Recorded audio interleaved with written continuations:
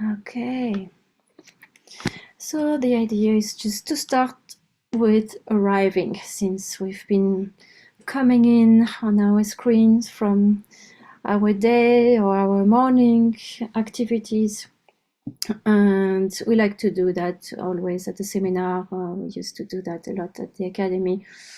To start a seminar trimester, we did circles. So we just, take the time to open the space for yourself wherever you are, hopefully in a quiet place, because we're going to do some follow some presentations with Laurence, and I'll do an inner journey. So during the break after Laurence's presentation, if you have headphones, it's be good to have, because then you're really in your space. And then after that, we'll have another break and get ready for Stefan's part of the workshop with the drawing section. So I invite you now to just, sit and close your eyes for a moment and imagine that we're all together in a circle. So close your eyes and arrive in the space, and take a few deep breaths. Inhale and exhale. Inhale and exhale.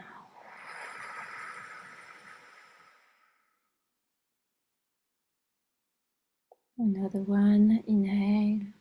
You can put your arms up. Inhale and exhale.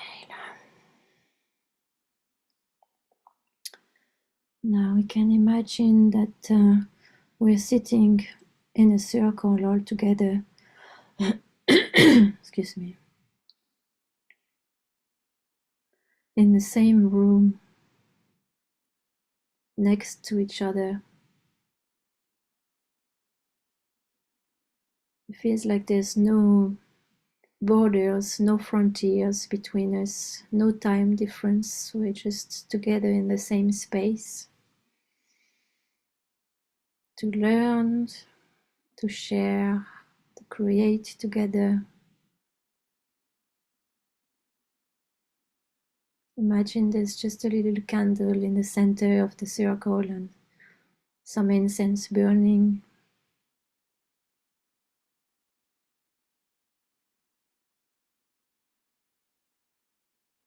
And there's a studio next to us, ready with easels and whiteboards to be painted on.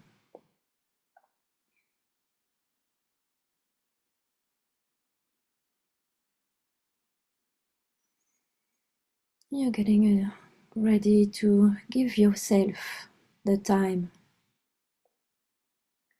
Give yourself the time to find your deeper images, connect to your creativity with no judgment, no pressure.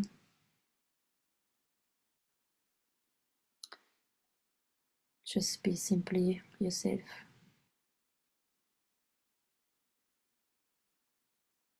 In the space. Thank you to all the people who've been following us for a long time. Thank you for all the new people joining in today. We are at the same level now in this virtual vision train track. Thank you to the vision train, to Amanda for welcoming, even if she's not here in person. She made it happen by creating the vision train and by sharing the news about this workshop. So she's a lot present with us. And Alicia Secret Heart, of course, who's been dedicating so much work for the Vision Train and the Vitra Academy that she created from that.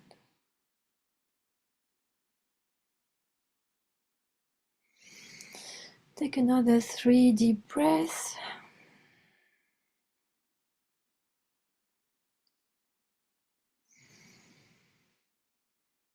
And slowly imagine that from this circle where we're sitting in, we're slowly getting up to go towards the studio space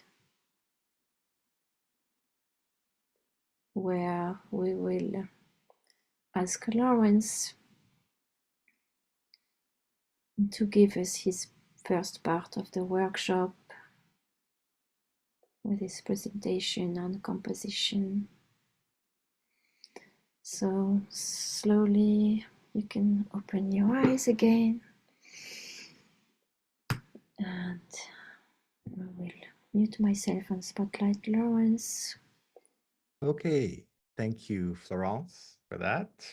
I forgot what it's like to sit in a circle with you. That was beautiful. Thank you. It reminded me, it brought me back to being in the academy, sitting on the rug, which is now in my studio, which is Ernst Fuchs' rug. It used to be in his studio. It became the Academy studio rug, and now it's my rug. But we would all gather on this rug and sit in a circle with a candle and incense and really get in touch with being present. And it's a beautiful feeling to sit in a circle like that. I was just reminded as Florence was speaking that one afternoon, Florence was in the backyard and I came and I joined her and I sat down. And I don't normally meditate, but I was in a meditative mood and I started to meditate. And right away, I was in a circle of Buddhists, monks chanting. And I found it very strange that it was like somehow I turned the dial of the radio and I managed to find that station where Buddhist monks are constantly holding that vibration around the world of chanting and praying. And I realized that we can actually tune into that if we make an effort. Or in my case, I just was serendipitous and managed to get there. So it was a real gift.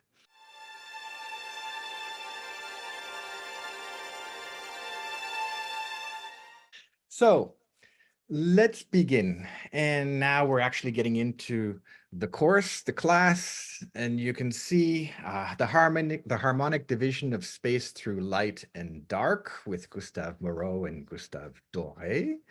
And I also flashed up here my book, Sacred Codes, because a lot of what I'm going to be doing in this lecture is a series of ideas that came to me in the last month, and they will go into volume 2 of Sacred Codes. This is volume 1, and volume 1 is the drawing stage. And I talk about a lot of things about proportion and composition and so on, but I don't talk about light and dark, not yet. So in the second volume, I'll start to get into some of these ideas. And so this is for you a kind of a preview of some of the ideas I've been having. And specifically, this beautiful painting by Gustave Moreau was the inspiration for these ideas. And we're going to go much, much deeper into this beautiful painting by Gustave Moreau, as well as Gustave Doré at the end. Here is a Gustave Doré for you. And I begin quite simply with this mystical expression, omnia ab uno, omnia ad unum. What does that mean?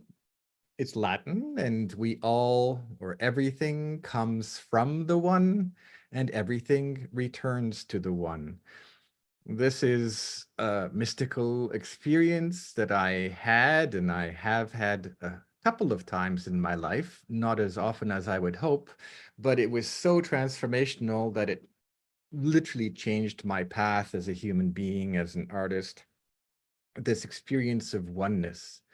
And one thing I learned while I was working with Ernst Fuchs is not just to experience oneness, but to see oneness, to see unity.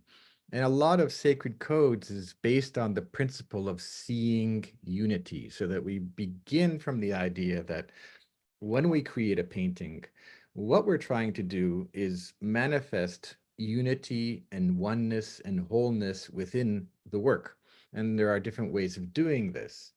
And so I will get into Pythagoras, and Pythagoras, as you can see on the right, had this design where all begins with the monad or the one at the top, and this one then becomes two, the dyad. The dyad then splits again and becomes three, and finally the three become four, the tetrad. And so he found this principle was active in music and in harmony of music, but that those musical harmonies can then be translated into space as well. So we're going to get into this whole idea that the relationship of the one to the two, the relationship of the two to the three, and the three to the four, and that fundamental relationship is one of harmony. But harmony as a way of moving us that the creation stepped harmonically from one into many. And we can create works that have multiplicity, that have many aspects to them. But if they're harmonically related, if all of these pieces are harmonically related, that brings us back into the oneness and the wholeness. It's the omnia ad unum, where we return to oneness in our vision and our thinking. So I lived in Paris for 12 years, and the Gustave Moreau Museum in Paris is a place I visited many, many times. And this painting in particular caught my attention, so I photographed it. And I would invite you to kind of look at this painting. Obviously, it's not finished. In fact, I would say 90% of the paintings in that museum are not finished, which makes it such a beautiful place to go to as an artist, because you're always asking yourself, so what was he up to? What was he doing? What's this all about? You can see my cursor, Florence. Can you see my cursor moving or no? Yeah. Just a nod. Yeah. Yeah. Okay. So you might have noticed that there's this kind of mountain in the background, and then it kind of goes down this way. And so there's obviously this shape. That's what caught my eye when I photographed this painting. And then I noticed there's another pyramid or triangle coming down this way. It's not so obvious on this side, but definitely over here, you get a sense there's something going on. And so I took the time then to add the harmonic armature to this painting. And we'll get into this, what the harmonic armature is, but it's a bunch of lines, as you can see. And Gustave Moreau was an academically trained painter. Now, I don't think he sat there and drew a whole bunch of lines and then started painting over the lines. I'm not suggesting that. What I am suggesting is that he understood the principles of harmony in space and in painting. And they were so deeply ingrained that just like a musician who understands harmony and then composes a piece of music without having to kind of sit there and look at how harmony is constructed, painters also should be able to just feel this distribution, this crystalline shape that you see in front of you, that at a certain point, you should be able to visualize that crystalline shape and what it tells us. Because what it tells us is that I think everyone knows that most paintings have a center. And if you just draw a big X over any canvas that you have that's rectangular or square, you will find the center point. And from that center point, you then develop symmetry, which is so important for sacred art, as well as, say, a horizon line or some main horizontal. And then from there, you have these other points. And I will explain, my next few slides what these are, but quite simply, this one is the half, is halfway into the painting. The triangles are 1/3 into the painting, and the squares are 1/4 or 3/4 into the painting. And I say 3/4 because if we start, let's say on the left, and I go 1, 2, 3, it's the third of the four squares that you have. It's 3/4 of the way into the painting. And similarly, this one is the triangle is 1, 2. Sorry, I'm doing that wrong. 1, 2/3 into the painting over there. So let's get into it.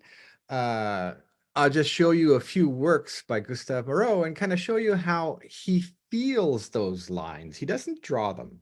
He just feels them as fundamental to his way of seeing, to his way of composing a painting. And it shows up again and again in his work, this sensitivity that he has to these lines that underlie a composition. The word we often use is armature in English. And so the armature is the lines that we can draw to find those points. So how do we arrive at those lines? Well, here it is. And maybe you've seen it before. I hope you have. I hope this is review, because I was speaking earlier about beauty, and what is one of the foundations of beauty is harmony. If we can bring harmony into a work, then it will have beauty. Now, I have to emphasize something. I don't want you to be thinking, I'm going to be showing you measurements, but I don't want you to think that you have to hit the note exactly every time. You know, a good musician doesn't just hit the note. A good musician plays around the note a little bit. They add feeling by being a little bit on or off. You know, if you're a jazz musician, you might go a little bit flat. So that I'm not saying that it's beauty is measurement or harmony is measurement. I'm saying these are the foundations, the principles, and that once they're ingrained, we can play with them, we can use them however we want to. So on the bottom left, then you see that basically we're searching for that center point in a composition. And when we're searching for the center point, the easiest way is to draw a big X from corner to corner. And when we draw the big X from corner to corner, that gives us the center point. And then if we want to, we can draw our orthogonals, you know, our vertical and horizontal lines to arrive at those 4 squares. And now we've cut our space in half. Either we've cut it in half vertically or we've cut it in half horizontally. But we now have 2 halves. That's what I want to express. And in music, the equivalent of that would be the octave. That when you have your, let's say, C, and then you jump up 8 notes to the higher C, you've jumped up an octave. This is the octave, that from the outermost edge of your painting, you've now found a point where they all relate to that same point, and that's the point at the middle. So it's the octave. It's the 1 to 2, what's called the diapason in Greek. I'm not going to stress that, but we call it the diapason halves, 1 to 2. Now, if I want to relate all of these to each other, instead of using 1 to 2 or 2 to 3 or 3 to 4, I'm going to multiply the bottoms. I'll multiply the 2 by 6 to get 12. And that means I'll multiply the 1 and I'll get 6/12. So 1/2 or 6/12. But when I do the same thing to the 2/3, I multiply 2 by 4, I'll end up with 8. And then I multiply 3 by 4 and I get 12. And then same thing with the 3/4, multiply that by 3, I get 9, multiply this by 3 again, I get 12. Now I can actually see that the 1 to 2 in relationship to the 2 to 3, in relationship to the 3 to 4, they're related this way, 6, 8, 9. And then of course, if I started with 0 and I ended with 1, the 1 would be 12 to 12. So we're kind of going from 0, 6, 8, 9, 12. Those numbers will become very important. We'll see them over and over again. And this is the way harmony is often expressed. You'll see it in my painting in the back for that matter, 6, 8, 9, 12. But what they're really saying is we're looking at these fundamental ratios that we saw in Pythagoras at the beginning. The 1 becomes 2, the 2 becomes 3, the 3 becomes 4. So here's our 1 becoming 2, 2 halves. And now the 2 is going to become 3. That's on the top right. And the 2 becomes 3 when you divide your space into 3s, right? But you're going to do it in 2 directions. So to do it in two directions, of course, you're going to have 3 on the horizontal axis, 3 on the horizontal, 3 on the vertical axis. Any way you go, you're always going to be seeing the space as a division of 3s. And so the points that are marked with the triangles, those are in fact 1, 2 into the third, the whole space that we're talking about. So the diapente thirds are the 2/3 or 8/12. Last of all, the diatessaron quarters, and that's really quite simple, is we had this. Now, if I just go zoom and put a diamond in there, then you'll end up creating where these cross, that's the quarters. And then and if I do that and put another line in there, you'll divide everything into 4 by 4, basically. Okay. So coming back to Moreau's painting, what he's done then is his center point is not that important. And now you can see I've actually added is from 0 to 6 to 8 to 9 to 12. And you can do it all along all the different axes of your painting. He doesn't do much with this either. I mean, it's not a very well developed painting at this point. On the other hand, this Pasiphae or Venus figure, she's definitely straddling this line, which would be the 3/4 in the composition. And again, I don't think he actually measured everything out. It's just intuitively he felt that she should be on the 3/4 in a harmonious place within the composition. Now, what you see on the left is a very long explanation of how all of these relate to each other. And in my book, Sacred Codes, that's where you can go to access it.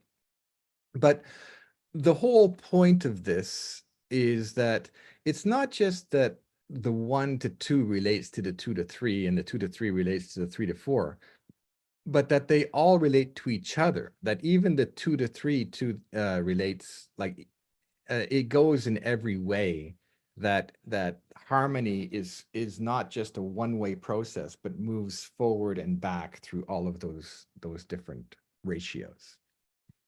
Okay, I know this is kind of theoretical. This is the last little bit of theory, and then it gets more fun. But I had a profound insight that I wanted to share with you, and that is that all of those principles of harmony in space can also be translated into tones and tonal values. And now I'm going to take our lightest light, which is, let's say, white, and our darkest dark, which is black. And from there, I'm going to separate all those into 12, back to 12. So now, when I separate light and darkness, which is what God did at the beginning of time, if you're a Christian, and in many other traditions as well, the light was separated from the darkness. So you basically have that 2-part division. When it becomes a 3-part division from 0 to 6 to 12, so the 6 is what we call the mean or the harmonic mean. It's in the middle and relates the 0 to the 12 in an equal manner. You know, it's equally between the two of them. So now we're moving into the 1 to 2 relationship, because we already saw the 6 to 12, that the 1 to 2 is in fact the 6 to 12. The 2 to 3 then gets expressed in the next line. And so we're basically doing a 4-part division, but this is pure white. So 4, 8, 12, that relationship of 4 to 8 to 12 is in fact the 2 to 3 relationship. And then dividing the top line, 0, 3, 6, 9, 12. Now we're getting into the harmony of the 3/4, which was called the diatessaron quarters in our composition. All right, I understand this is very theoretical, but now let's see if we can apply some of this. So I come back to this painting, and I actually did a long meditation on this painting. And during that meditation, as I was going deeper and deeper into the painting, that's when all these principles of how can you separate dark spaces and light spaces in a composition in a way that's harmonious. That was the question that I kind of came to as I was looking at this painting. So to give you a better idea of the painting, I have a little video here. And the painting then is called The Muses Leaving Apollo to Go Out and Light the World, which is a beautiful title for a painting. It kind of says it all. It's unfinished. That is very typical for Gustave Moreau's work. You have Apollo at the top here, and then the muses are stepping forth into the world to light the world. And there are 9 muses, 1, 2, 3, 4, 5, 6, 7, 8, 9. So there's the 9 muses. And then he's developing some interesting creatures like a griffin down here, another griffin down there, architecture behind. Let's have a look at the video and just to allow you to zoom in a little bit into that painting.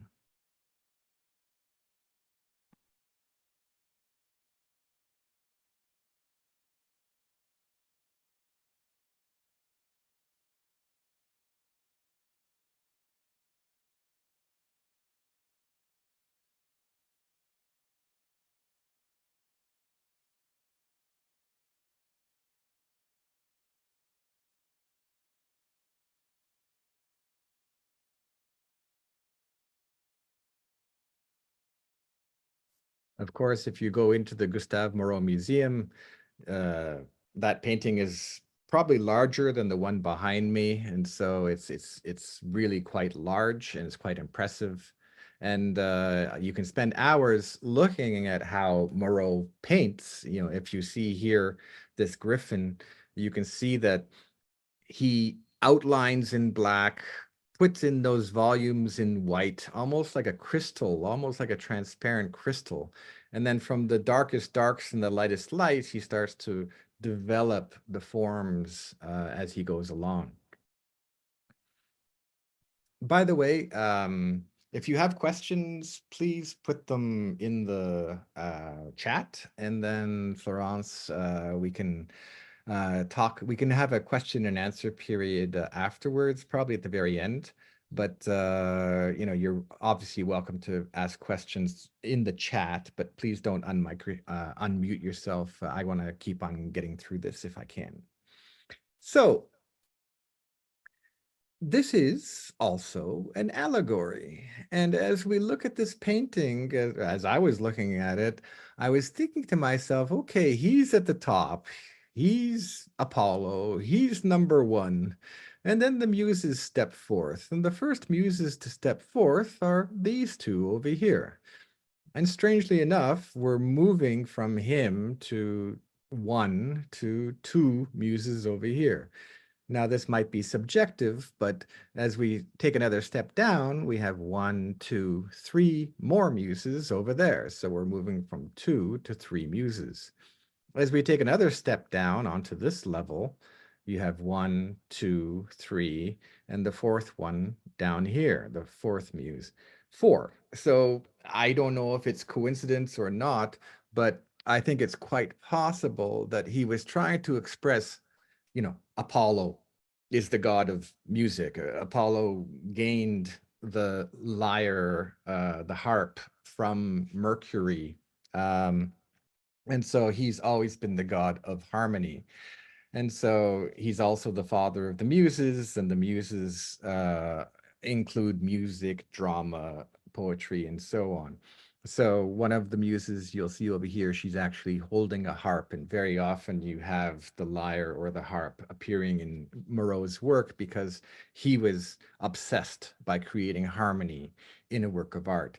So I think that he's really developing the idea of harmony. Now, you might have noticed that there's that odd blotch at the very top of the painting. And this happens a lot in Moreau's work, is that he creates a painting and then he feels that something's not quite right.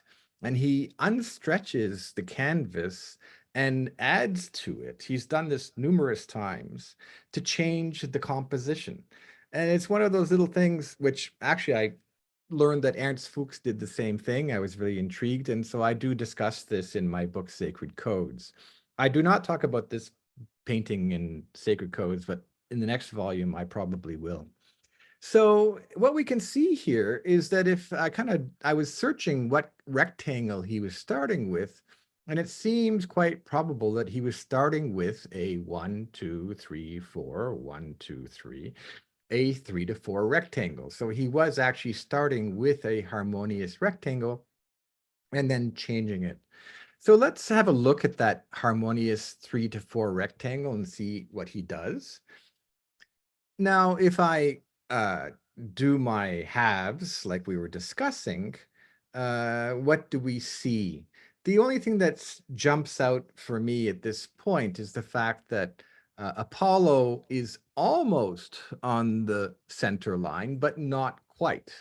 And I think that's very typical of Moreau, that he never puts the figure exactly on. Sometimes he does, but he's off a little bit, I think, on purpose, because obviously Apollo is still a central figure. If we then add these diamonds, now I think we start to see how the main triangle of the painting is starting to emerge. And most classical painters do feel a certain sensitivity to that main triangle, right? Which then can become a diamond. Now, obviously, we're going to get to this, but that there's something going on in his division of light and darkness in this painting. When I put all the lines of the harmonic armature into the painting, of course, we can get lost with where it's going, but you start to see that he has this sensitivity to certain lines in the harmonic armature whenever he's painting. It just always seems to be part of his nature. So as you go along, then from all of these points, now I'm giving you the main halves in red. I'm giving you the thirds in orange, and I'm giving you the quarters in yellow. We'll see that the main point of all that is this, that basically Apollo is straddling the half, but not exactly. This muse, who is quite a central figure, all the other ones are a little bit lost in grouping, but she's standing on her own. She's on the third. And this other one who's bending over, who's quite unique, she's on the fourth. So here he is. He's now divided from this figure on the center to another one on the thirds and another one on the fourth. I think that was quite purposeful. And as we'll see, this architecture gets developed later on, and that falls exactly on those points. Now, how did he expand his canvas? And I asked myself, well, okay, let's see. And so I simply, took this, which was, as we saw, a 3x4 rectangle, and just cut it in half. And then what if he wants to make this the central part of the upper composition, the upper part of the composition? Well, extend it with diagonals. And he did, and it just so happens that that's how he created then the upper part of the portion. That's how he extended his rectangle. Now, I don't know for sure. I'm guessing, but definitely, this line extends perfectly through the head of Apollo to the uppermost corner of the painting. So now I've extended, the harmonic armature to the whole composition as opposed to just the lower part. And you can start to see that, as I said before, the architecture, for example, when he added in this architecture, he was very sensitive to where the thirds and fourths are in the vertical part of the composition. As for the rest, as we said, she's more on the quarter, she's more on the third, and then he you know, this is the center of the painting now with that grouping of those three, and he rises above it. Now it gets really complicated when you put all the lines in, right? And you get lost. But what I've decided to do is put all the lines in and then take away a good portion of them to kind of show where the light and the dark is happening in the painting. So let's take that idea and imagine if he only had light and darkness, the two, you know, that everything had to be reduced down to light and dark. That's basically the composition that you see here, that he's given us the lower left corner as fundamentally dark, and then this gets balanced or counterbalanced by another dark shape in the upper or middle upper right. It's almost like a yin yang kind of, if you know the yin yang symbol, it's almost like a yin yang is being developed in this way. Now, obviously, you know, not very many compositions are developed with only the darkest dark and the lightest light. So we're going to go to a 4-part division of the tonal space. And so now I'm using 0, 4, 8, and 12. And these are harmonious tones in relationship to each other. And so the darkest dark being the 12, the lightest light being the 1. And then in between, you still have the 4 and the 8 to kind of mediate between those two. And so you end up with something kind of like this. So this is how I'm suggesting we can, I know it's kind of abstract and we're getting into abstract art, but the point is to see the underlying principles. You know, principles are abstract. So the other way to think about a composition, and Gustave Moreau is definitely like this, is to think of it as a series of planes. And that, you know, the foremost plane that you see on the bottom left, that he's made the darkest one. And then the next plane in, he's given a value of about a 4. And then the next plane in, which is the architecture, is 8. And that falls against the sky, which is so white, you know, it's like the sun is probably just rising, it's the morning, that becomes the 0 or the white. So I'm suggesting to you that every time you think of a composition, almost like a theater piece, you know, the way the French would go to the theater in the evening and they would be these flats, and the flats would be arranged in such a way as to create the idea of perspective, but in planes. And so I'm seeing this clear division of 4 planes. And from that clear division of 4 planes, you can start to develop different strategies for tonally dividing them up. Now, I've written this phrase, light against dark, dark against light. And that came to me from Ernst Fuchs.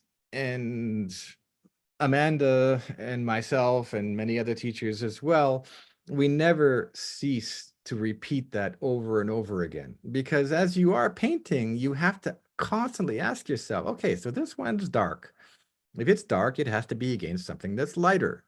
That if this is lighter, then it has to be something against that's darker. If this is darker, it has to be against something that's lighter. You see what I'm saying? And you keep on asking yourself the question, is this dark against light? Is it light against dark? And so on.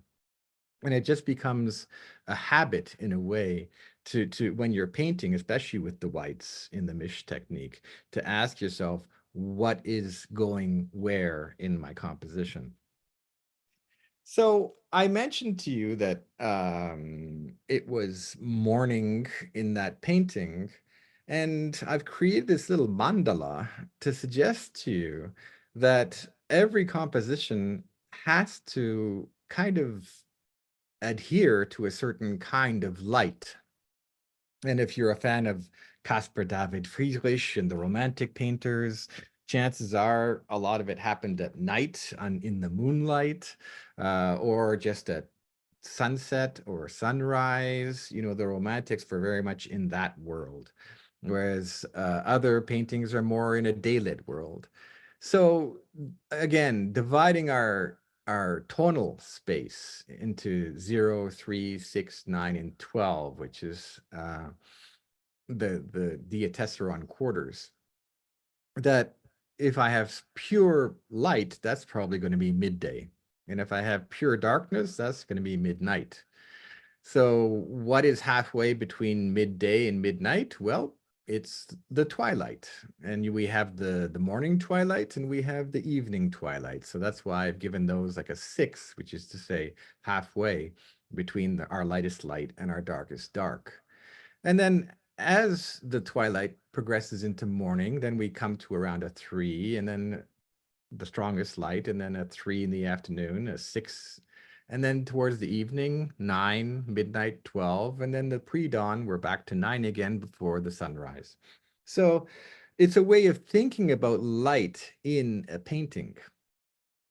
And I'm going to just finish with a few examples from Gustave Doré, because he was an engraver. He was a master of light. He also painted, but, you know, we're going to focus.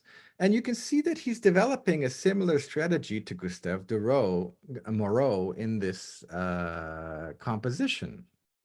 This dark thing, this big head that you see in the lower corner, by the way, painters developed a term for that. It's called a repoussoir figure. It's a French word. Repoussoir. And repoussoir, it means that it's blocking you from entering into the painting. So you have to go around it and step this way into the painting, where the light of the morning in the window is illuminating the room. And so you see, he's created this dark thing in the corner. Then you have the shaft of light from the window. And there's definitely a sense of a line over here. And then the rest of the room is cast into shadow. So this is all a light against dark in a luminous shadow. And between those two, you kind of see these figures here, where there's a stronger contrast. That's where things happen in a painting. In other words, the eye doesn't care what's going on over here. What the eye cares about is where there's strong contrasts. And if I see a strong contrast there, a strong contrast here, chances are my eye will go to those places in the painting. All right, so this is obviously very gray. He's not going for extremes of dark and light or contrast, but quite the opposite, Jacob wrestling an angel. Whereas here, he's chosen to put the light behind, and that means that we now have a dark eagle against a light background. But notice it's dark over here again, right? So dark against light, and then as we move further in, a very dark figure against light, and so on with these grays in between. So I would like you to think about a composition in those terms of moving through dark against light. I'm just going to finish with a quote from Ernst Fuchs. He wrote that at the time of drawing Job and the Judgment of Paris, that's the painting, we'll see it behind, I had drawn soft architecture, which was dominated by a curving line which searched flexibly in a wave-like dance for the straight line. I recognized the play around of the straight line was the musical, the vibrating principle of the hidden prime of styles. Okay, I won't describe hidden prime of styles. It's a theory that he has, but this idea of the dance of the serpentine line around the invisible straight line, that's the idea that I'd like to stress here. That, for example, here's another example by Ernst Fuchs. He's created these straight lines that you see on the left. And then he started to create the dancing line around those straight lines. And he's respected them to a certain degree, but also there's the play around the serpentine dance, feeling their way towards those straight lines. And this is Job and the Judgment of Paris, the piece he was talking about in the quote. And not only is there this serpentine dance of curving lines around the invisible straight lines. And there are invisible straight lines, like in sacred codes, I actually draw them for you. But also look at the light. How has he constructed the light of this composition? You know, we move, you know, in Gustave Moreau and in, Gustave Doré and Gustave Moreau, it was dark in the foremost corner. Here it's light in the foremost corner. But then from the light, we go to darkness. From the darkness, we go to like a mid-tone. The mid-tone then becomes dark against the light that's furthest back. Okay, so that's my quick little presentation that I wanted to give to you. And now I'm just going to do a little bit of drawing, but I see time is moving quickly, and so we won't have that much time to draw, but also the light in here is changing. Let's see.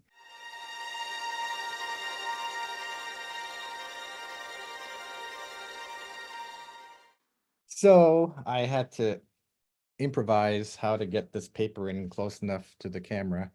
So you won't get a straight view, but you'll get as close as we can get to a straight view.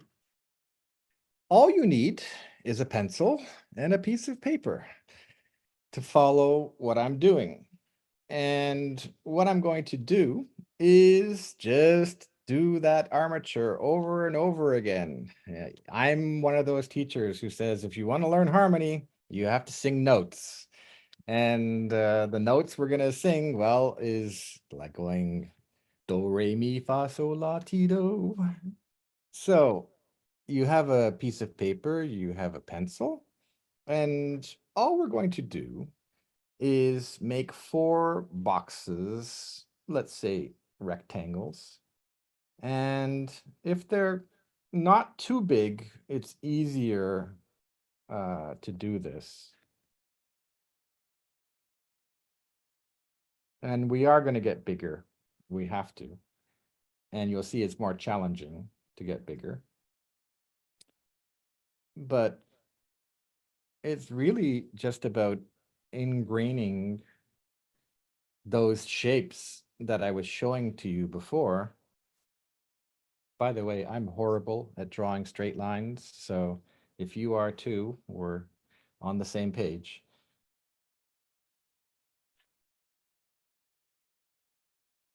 And so I'm doing my 4 little boxes. Voila. And we are going to create the 1 to 2 up here. We're going to create the 2 to 3, which is the hard one over here. And we're going to create the 3 to 4 over there. And over here, we're going to do all of them.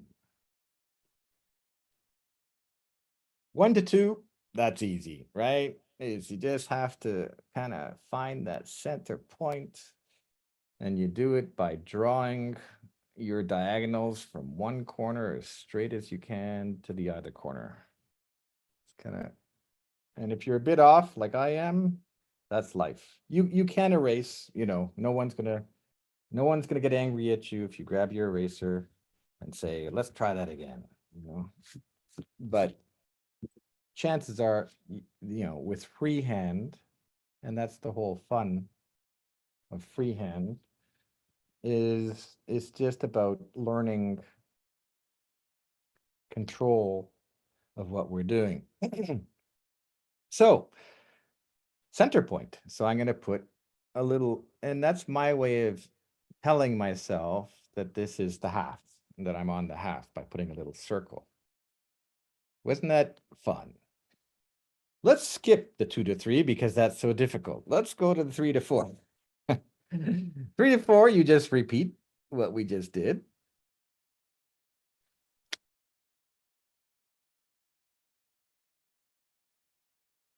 And now I'm going to look for the halfway point of each side of my rectangle. I wonder if I can get this zoomed in a bit more, but I don't think so. Let's see. Okay. And then we create a diamond by connecting up all of those.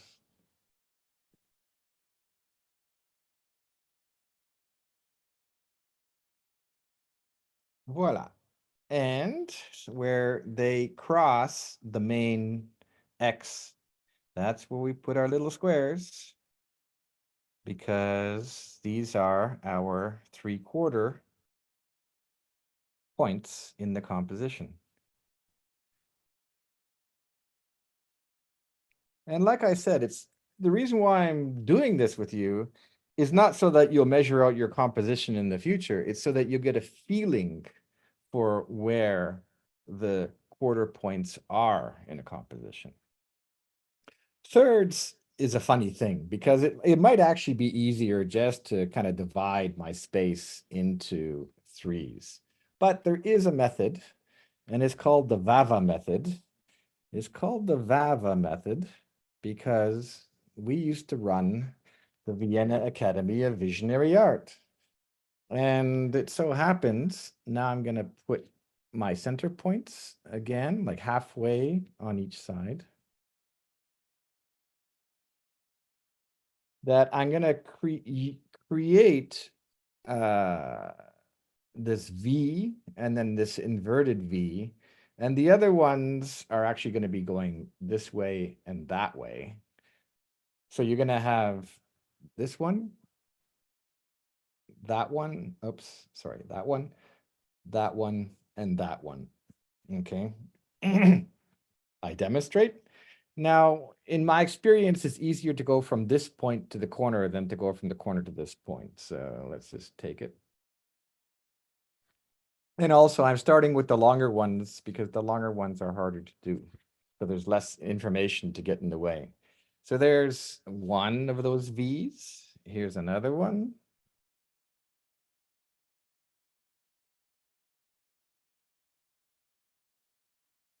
Okay, not very good, but it'll have to do.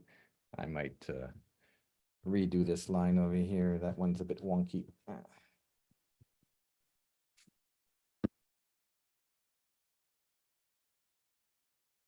Okay. And then the V, so I'm going to go to here.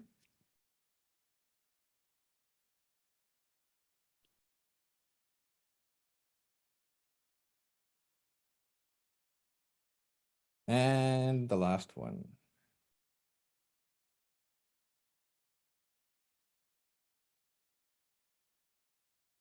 Okay. That's the hard one.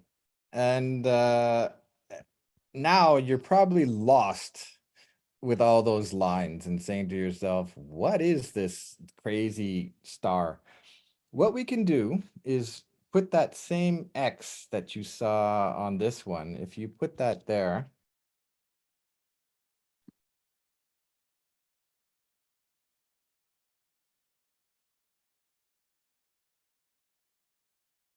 then where they bunch up, that's where your thirds are. You know, if you're really good, you manage to get them to all cross each other, but chances are they were a bit off. But that's where the thirds are. So now you've got the 1 to 2. And so, of course, you could divide this space then this way and this way. Same with this one. You could divide it here and here and here and here. And then when I put the main ones there and there, now I've divided everything into quarters, all right? And then the thirds start to show up when I go here and here and here and here, and then this way. Obviously, you know, you can see I'm off, but it would be roughly like that. So that's giving you the feeling then, halves, the thirds, and the quarters. And then we put it all together. That's a challenge, but let's try it. So, and again, this is just practicing. You're just practicing doing those main diagonals. So I've got my halves. I'm going to do the midpoints. I'm going to do the 2/3 next because, you know, once the page gets really full, it's hard to follow what's going on.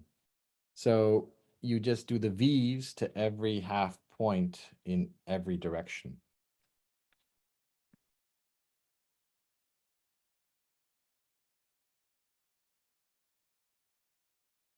And it's just a way of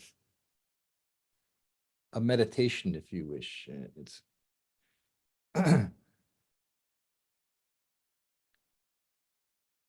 I know I'm going fast, but so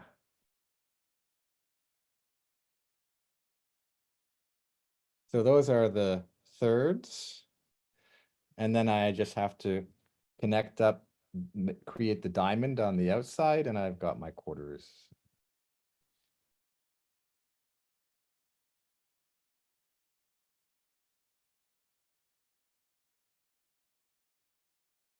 Okay. The last thing I want to do, just to have some fun, is to make one that's a little bit bigger, like this, but bigger.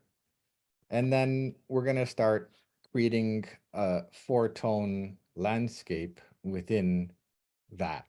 And as you'll see, when it's Stefan's turn, you could actually use those measures or those ideas that you're developing now for the landscape for your dragon.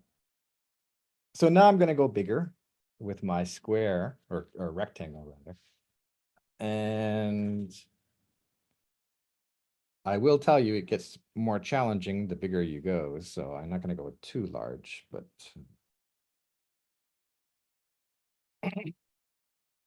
especially when you're going freehand.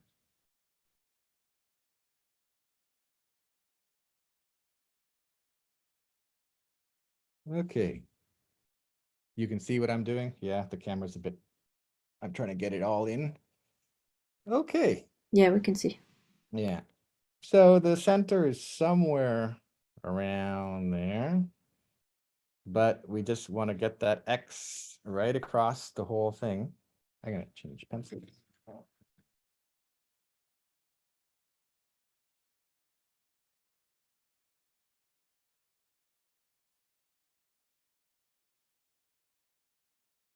Nice. When you get it, you're so happy.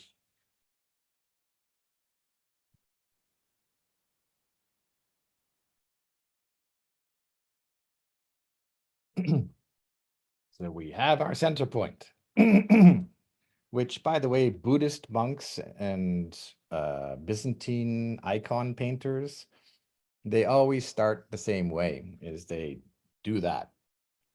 And now they have the center of their painting. And every Buddhist work, as well as Byzantine, has a center. And from that center, that's how they develop the unity of the piece.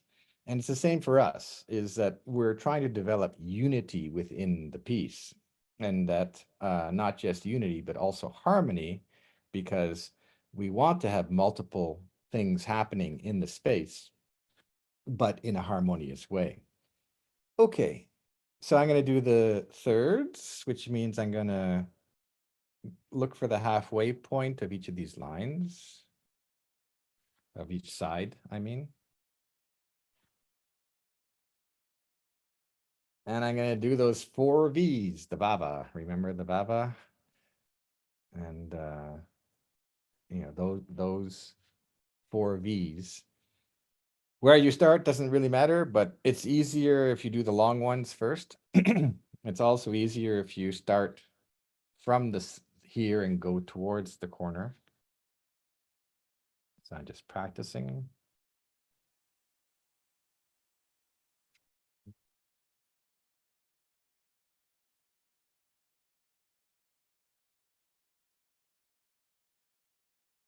And then same deal, but now on the opposite side.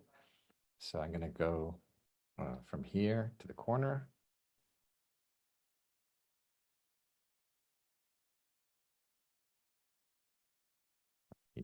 Corner.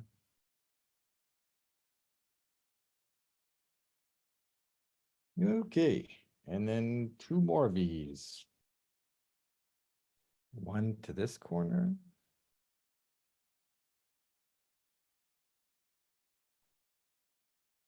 That corner.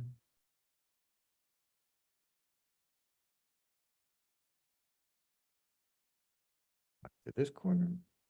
Sorry, halfway, I mean. Oh, yeah. Okay, it gets confusing. I agree. But I can kind of make out my, thirds. I have a third over there. I have a third over here. This one is a bit off. But the third is roughly here. Yeah, that one's definitely off. And there. And then I just connect the outside ones to get the quarters.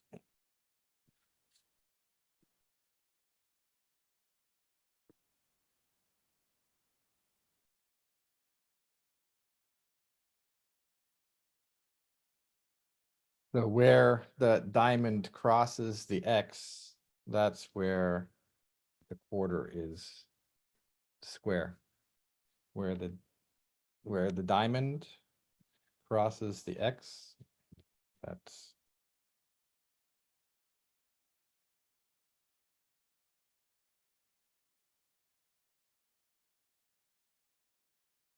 okay. And this circle in the middle.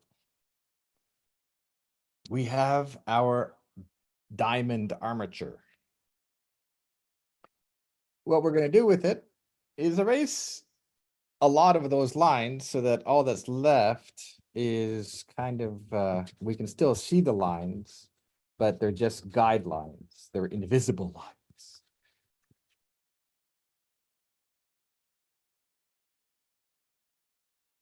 Because now we're going to draw on top of that as if we had a feeling that it was there, but we don't need to follow it religiously, as lines. We're going to compose our piece of music harmonically in space.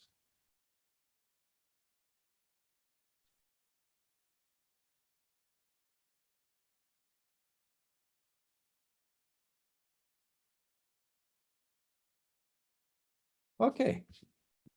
So I know I'm going a bit fast, but I don't want to go too far over my hour. So the idea then is you are eventually going to be drawing a dragon with Stefan, and that dragon will be in a landscape. So how are we going to create that landscape and with what tones? And now you try to think of Gustave Moreau and Gustave Doré and what they were doing and ask yourself, okay, how many tones do I want my landscape to have? And there, 12 is a lot, so I don't know if we should have 12, but what do we go for the 0, 3, 6, 9, 12? So that's 1, 2, 3, 4, 5 tones. So if I divide this strip into 5, so I've got 1 in the middle, and then 2 on this side, 2 on that side, 1, 2, 3, 4, 5. And I'm gonna go 0, 3, 6, 9, 12. And say to myself that the darkest tone is here. And that's gonna be really dark. And the lightest tone is here. That's gonna be so light that we don't do anything to it. The mid tone is the 6, so that has to be a mid tone. It has to be halfway between the darkest dark and the lightest light. And this is a good exercise just to get you to have a feeling for what is a tone. Now, of course, the more I darken this, the greater range I have to play with. So let's make that really dark.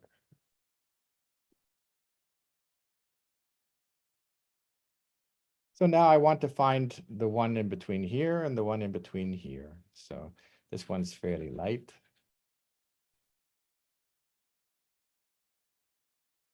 I'm going to darken that a little bit. And this one in the middle. Now, probably a 3-tone drawing is all that you need. Like when we do figure drawing at the academy, is that 3 tones is enough. But 4 tones, in this case 5 tones, it gives you more to play with. And certainly when you're painting, you probably are gonna want maybe that many, not much more, but maybe that many tones, and the color will do the rest. Okay, so let's play. And we're gonna make a landscape, a fantastic landscape. Probably Florence will guide you through that landscape. So who knows? Let's give ourselves a horizon line pretty high up. Let's say up here, almost on the quarters, or between the quarters and the thirds. And then we're gonna have various things happening in that landscape. So maybe there's gonna be some mountains in the distance. And we can just kind of give ourselves a hint of a mountain. And now suddenly we're doing this dance of the serpentine line around all those straight lines, because the straight lines are just kind of giving us places to go. So maybe I'll have some water kind of coming around here. And on the shore down here, well, I'm going to give us another little thing coming this way. As land, I'm going to create like an arch because our dragon needs an entrance into the landscape. So why not give it a little arch?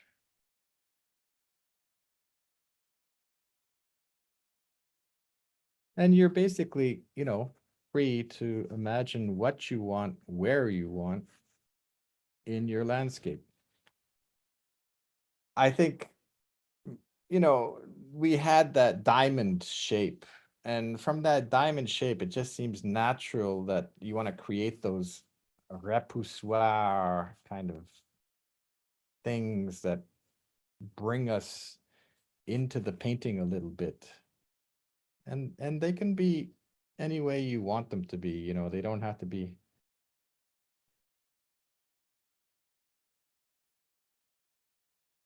And maybe there's a path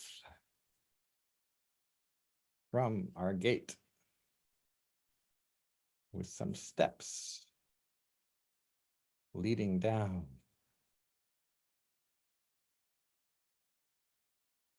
So you can step right into the painting, go through the arch, have a swim in the water, and go off into the sunset. Oh, the sunset, of course. So then you get the sunset over here. And now you ask yourself, well, I got all these wonderful little pieces of my landscape. How do I determine the darks and the lights? And that's where the question comes in, well, what time of day is it? You know, and once you kind of decide what time of day it is, then you can start to develop, oh, well, if it's sunset, that means that this is probably going to be lighter, probably somewhere around, well, let's make it either a 3 or a 6, maybe even a 0, you know, but so we'll start with 0, 0, and then we'll move from a 0 to a 3, and then from the 3, we'll move to a 6, right? So that we're starting to think of how space translates tonally. That's what the whole thing I'm trying to do with this little exercise. Now, dark against light, light against dark. Which is the most important thing? I think the arch is really important. Do I want the arch to be light against dark, or do I want it to be dark against light? You know, and then you start to say, well, okay, well, there's that sun over there. The sun's going to reflect on the water. The reflection is going to be light.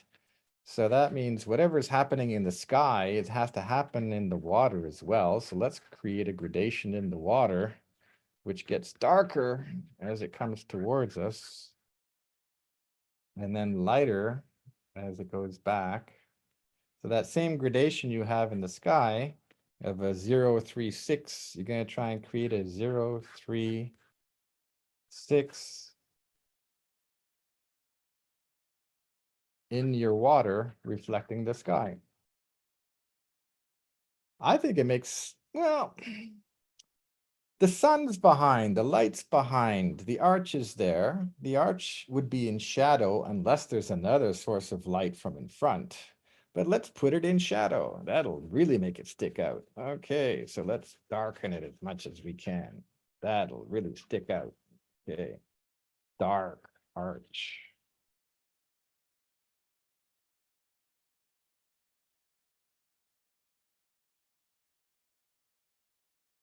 And by the way, I didn't have this planned. I'm just kind of making it up as I go along, which you know, is the whole point. Is that you know, Ernst Fuchs said painting is a process, and drawing too. There's no way you could plan it all out ahead of time, right? It's too much. So what you need is certain principles that guide you as you're working on the composition. And that's what I mean of having all these little principles to follow. And if you have to think your way through it methodically, it gets boring. But if you kind of have that in your mind and in your soul, then, you know, music is all about feeling the harmony. And it's really about feeling, you know, where things lie in the composition and how it all fits together. I mean, the center of my compositions here, there's actually nothing happening there, but it ended up being a beautiful space. You know, I've got this pool that I can jump into right in the center of my composition. And the sun, I didn't plan it, but the sun is falling really nicely, you know, on this line that is on the third, you know, and so there are, and the arch is on the force, but without really thinking about it too much. It kind of happened naturally by playing with all of these different elements in the composition. So I'm going to give myself that dark repoussoir shape at the front, you know, to really draw you into the composition.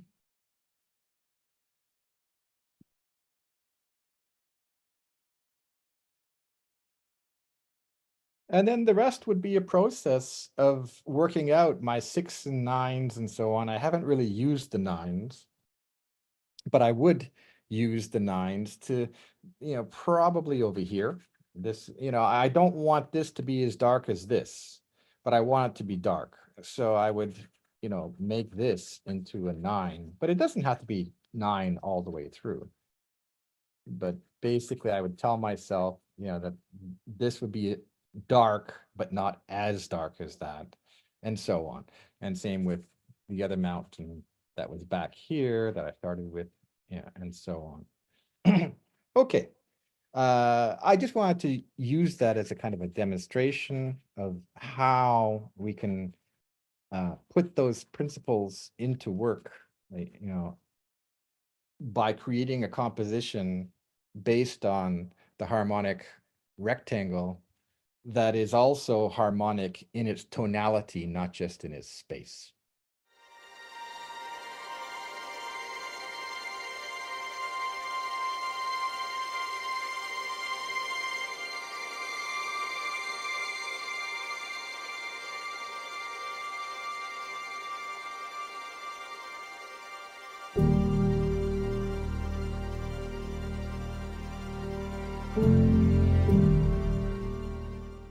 Okay, Okay, so I hope everyone is back. Get comfortable again in your chair or sitting pillow. Usually when I do a journey, I like to light a candle and put some incense on, which I have here next to me. You can also do the same when you do it at home. You don't have to do it just right now. If you never journeyed before, just close your eyes, and let yourself be guided. After the journey, we'll have a 10 to 15 minutes break, and during that time you can integrate the journey, write things down, or sketch whatever has come for you. All right, so we're just going to start with simply closing our eyes and get into that space again where we were sitting together in a circle. You can imagine yourself sitting or lying down.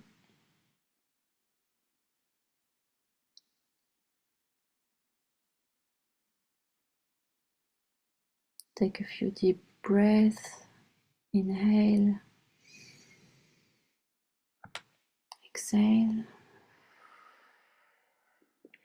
Continue breathing. And usually I use the drum for journeys, but with Zoom is not that easy with the sound, so I'll use a little shaker. Some chimes. Continue inhaling, exhaling, and start seeing yourself walking through a beautiful forest.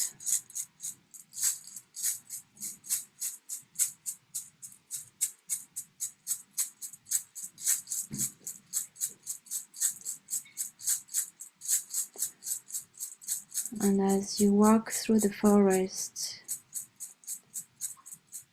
you realize it's the end of the day.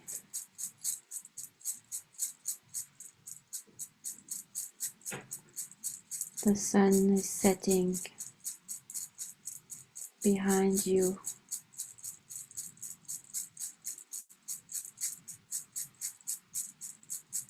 And sends some really beautiful colors on the trees. But you're walking deeper into the forest. It's getting darker blue, almost nighttime as you go deeper.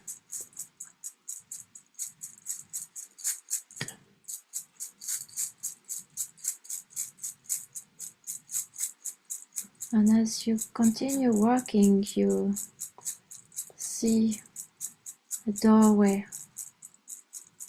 Not just a doorway, but as you approach, you see a whole temple.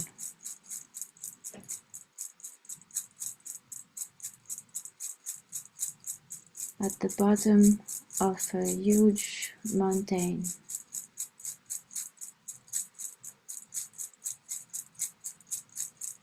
Keep your distance and look at the temple for now. And the mountain in the background.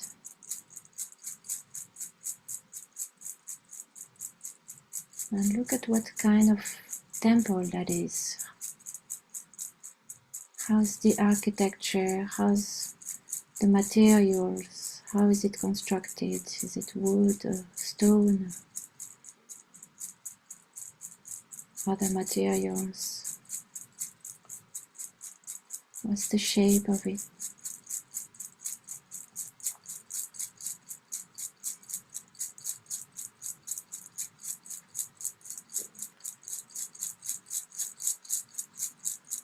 You're walking now towards the entrance of the temple, but on the side there is a little door. On the side of the temple, that's what attracts you. What is on the side? And you push that little door, and sure enough, there's a set of stairs that goes down. And right there is a guide waiting for you. Who is your guide? Is it an animal or a person?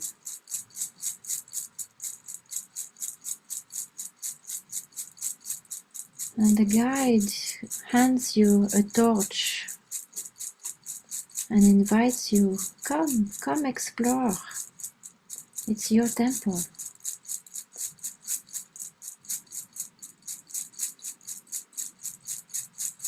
You look at your guide and you trust. Okay.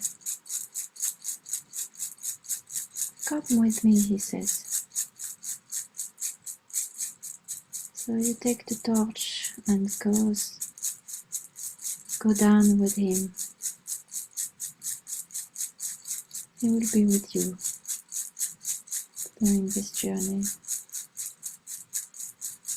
There's so much to explore.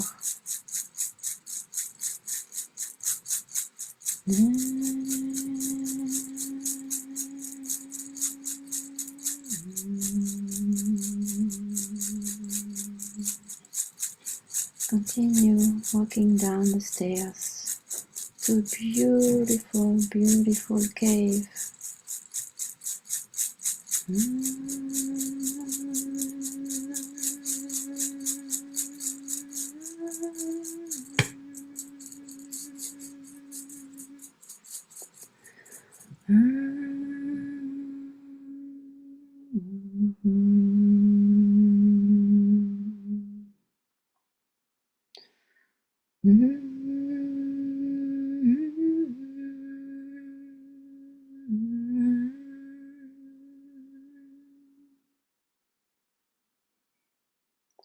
Look at this giant cave inside the temple, inside the bottom of the mountain. You're going down and down the stairs. And at the bottom of this giant cave is an underground lake.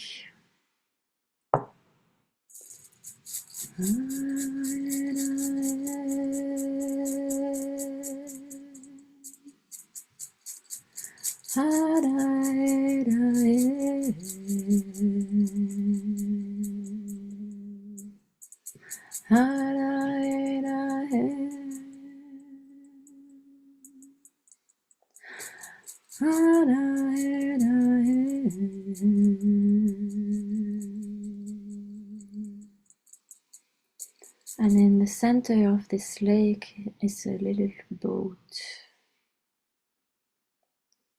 Go, says your guide.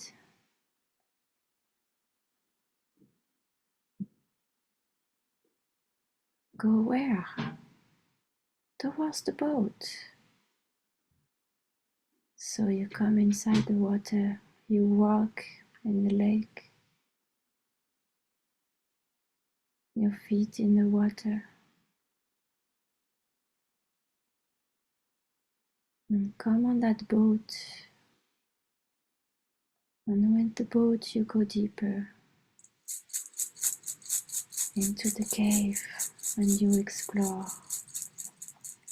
Look at the cave, look at its shape, look at its colors.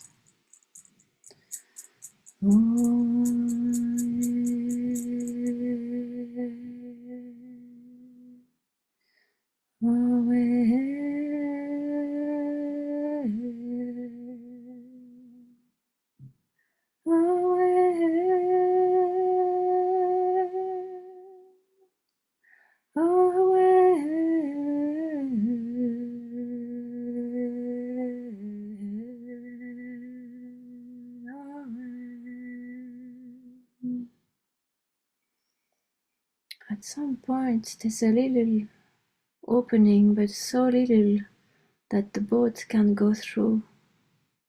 So you decide to jump into the water and swim through that little hole that goes to another cave, another entrance.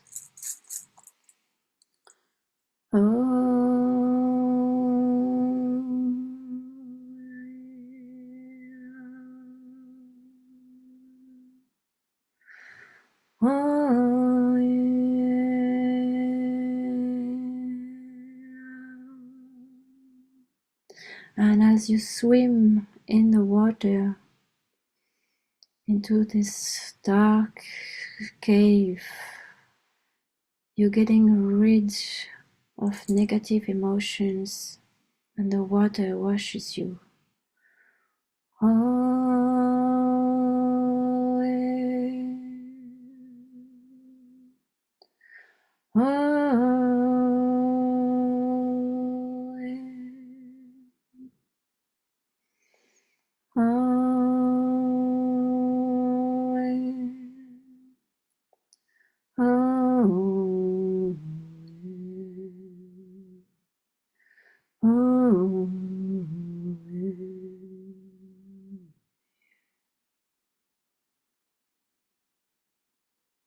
And inside this cave, you see something shining in the background. There's a few steps up where you can come out of the lake,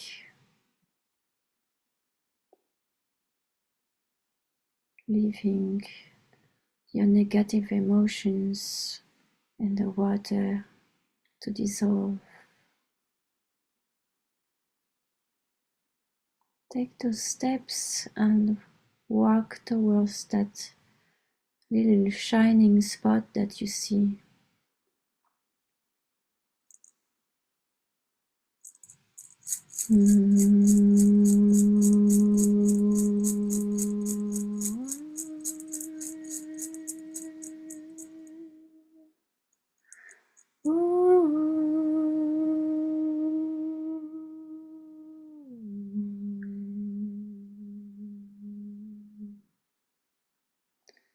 As you come closer, the shining spot is in the shape of an egg. Look at it. It's some precious stone. What kind of precious stone? Which color? Come closer and look at it.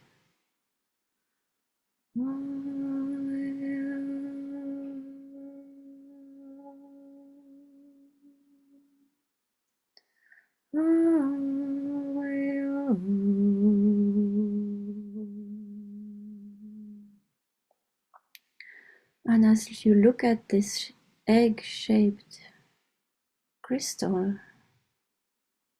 or stone, you realize there's something on the side, like the egg is attached to something. And you follow. It looks like a necklace, but a big one. Whose necklace is that? And you start seeing the reptile kind of skin. And as you look around and look up, there is this giant dragon looking gently at you because you were looking at his necklace. Welcome, he says.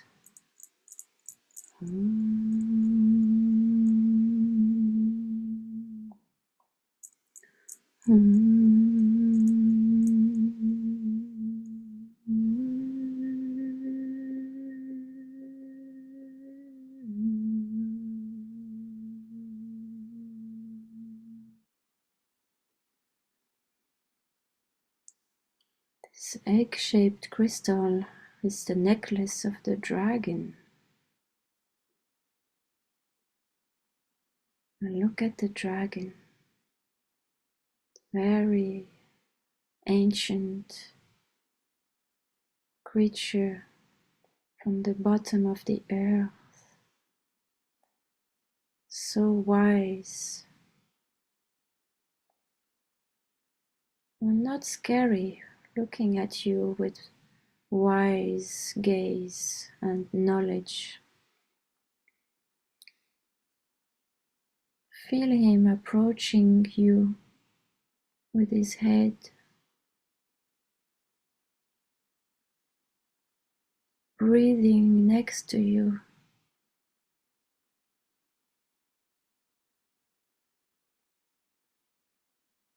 He tells you, you were looking at my precious necklace.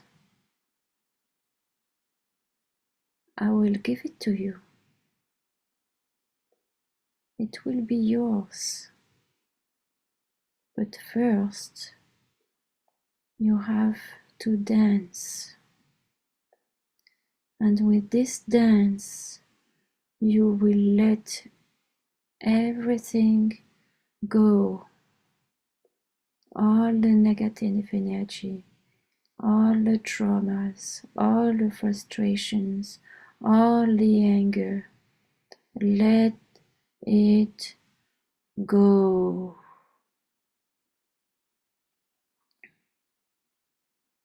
And by his words, you get hypnotized and start moving your body. And by moving your body, your breathing also gets deeper. And you move around. And you move around. And you breathe.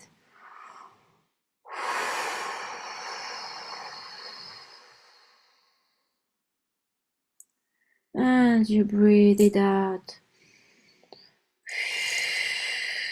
Oh,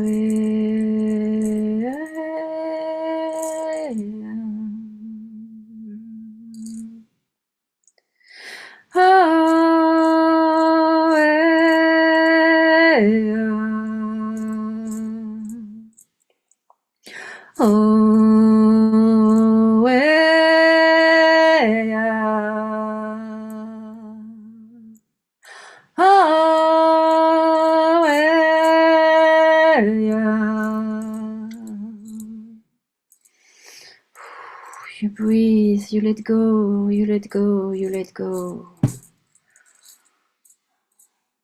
Everything that you don't need, everything that doesn't serve you, you move it out, you put it out by your dance, and the dragon starts dancing with you, and you dance around the dragon. Oh, hey,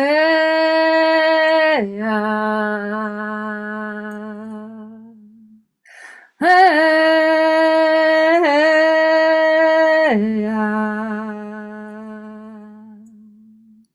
oh, hey, oh, hey,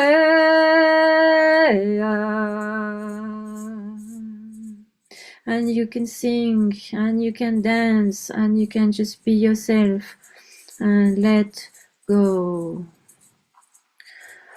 Oh, hey, oh,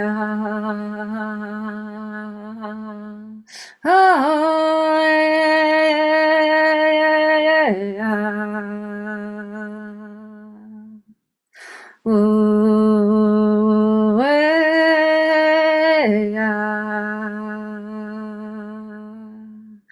oh,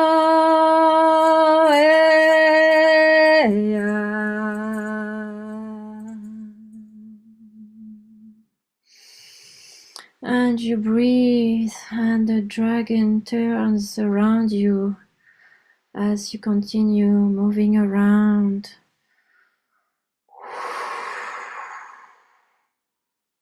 He's breathing with you.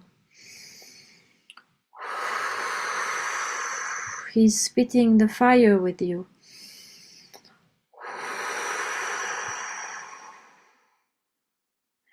spit the fire towards the water of the lake.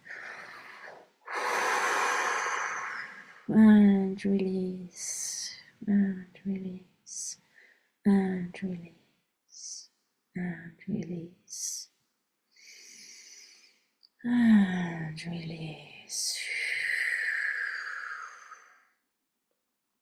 You kneel down.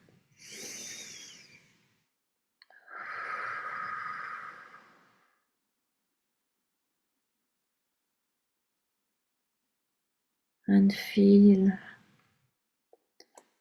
the bottom of the grotto, this fresh stone, fresh earth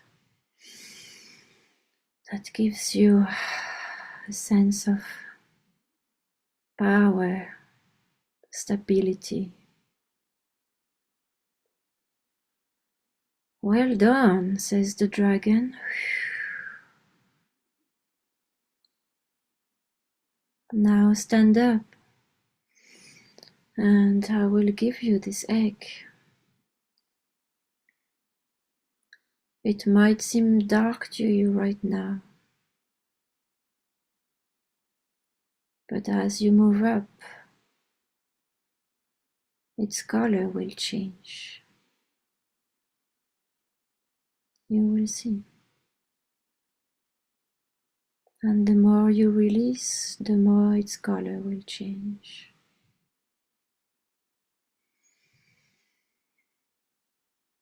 You look at the dragon and you bow in gratitude.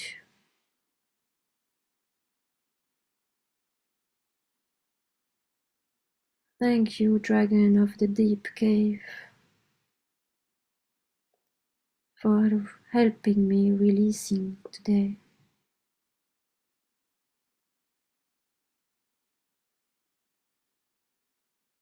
And the ancient dragon tells you, you can go now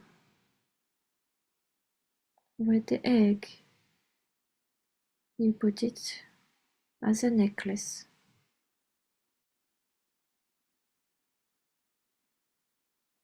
And you start swimming back, waving goodbye to the dragon. You'll always know where to come back to get more release and more knowledge and more wise advice from this ancient dragon.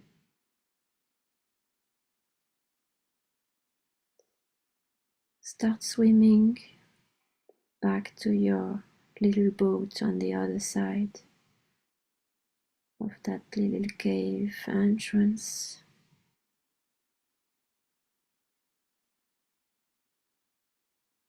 Jump back on the little boat and slowly cross that lake again. You can see your guide on the other side, far away, waiting for you over there. The boat flows almost with no effort.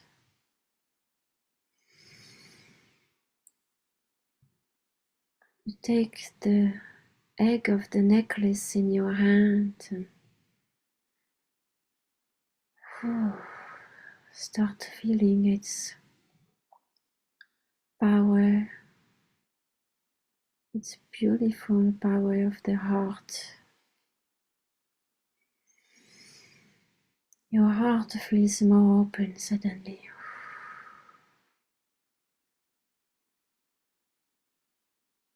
As the boat comes to the shore, your guide helps you out and asks you, how was it? And you show him the necklace. He nods.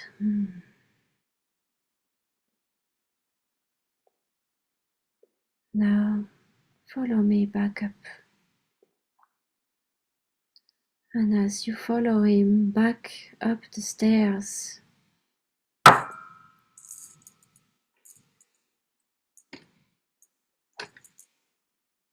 the color of the egg starts to change.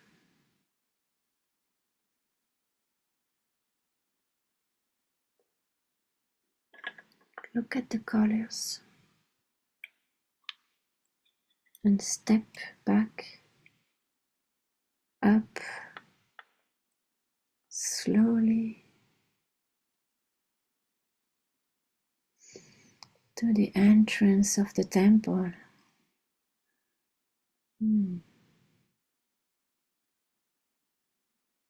That little entrance on the side. You come out and now you're curious, so you want to see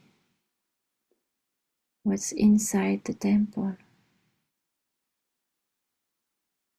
Before you go back, we're gonna take a peek into this temple.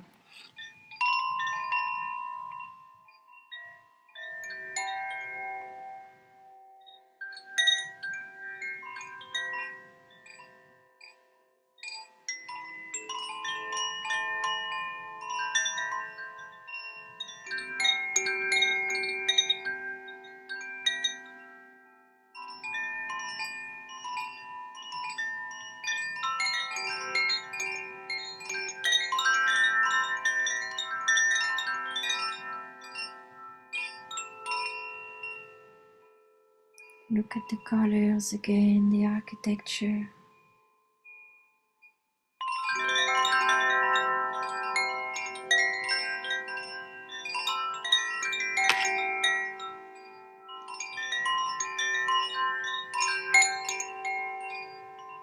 Is there any sculptures?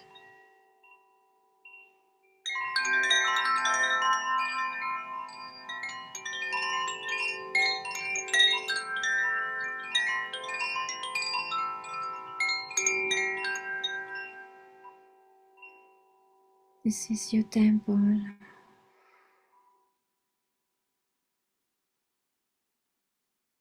Remember it.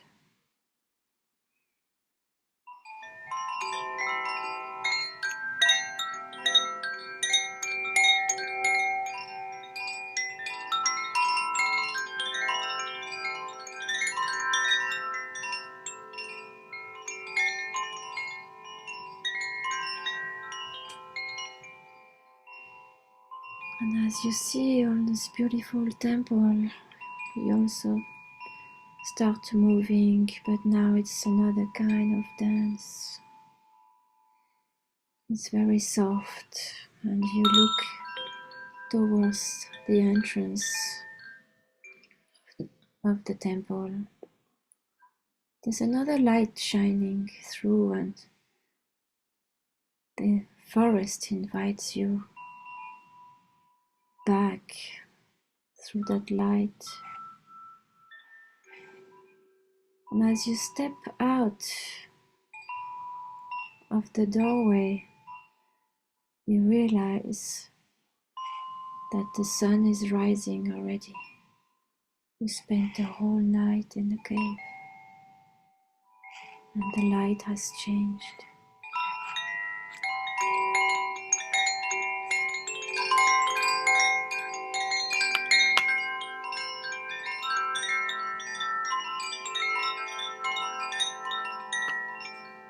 Oh, this beautiful light. Oh, you feel full of refreshed energy, and you continue dancing. Now you're dancing in the forest. So light, so positive, so happy, full of joy.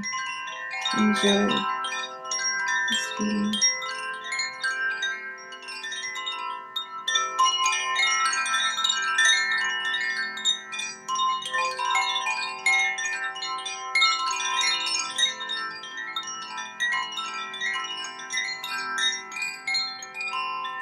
You dance around the trees, you dance to the sunrise.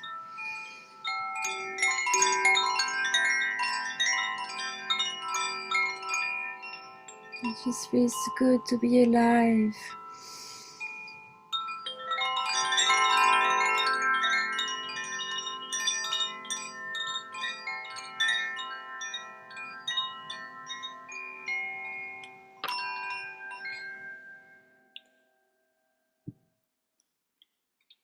And as you continue dancing, you start moving towards the end of that forest where you started your journey.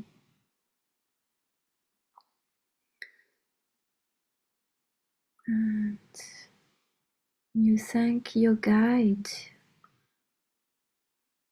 for bringing you to this place that you might have never seen before. Thank you. And your guide says you're welcome. You can always come back to this place whenever you want to.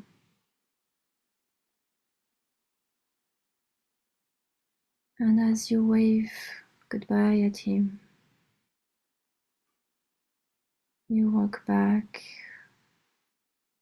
to slowly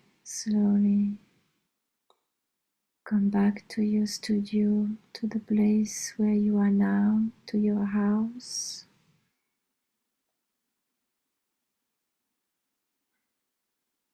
To our circle, where we started the journey together, sitting together or lying down in a circle. Take a few more deep breaths and slowly feel yourself back here in our Zoom space for the next part of the journey with Stefan. When you're ready, you can start opening your eyes slowly and stretch a little bit your body.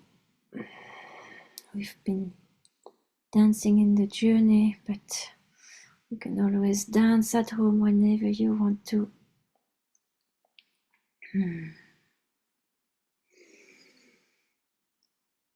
Thank you so much. I love doing this. Take a moment to write things down if something really caught your attention. I hope you got nice insights and you met your dragon and got your beautiful egg back. You can also put a few things in the chat. I always like to know what people get, receive from the journey.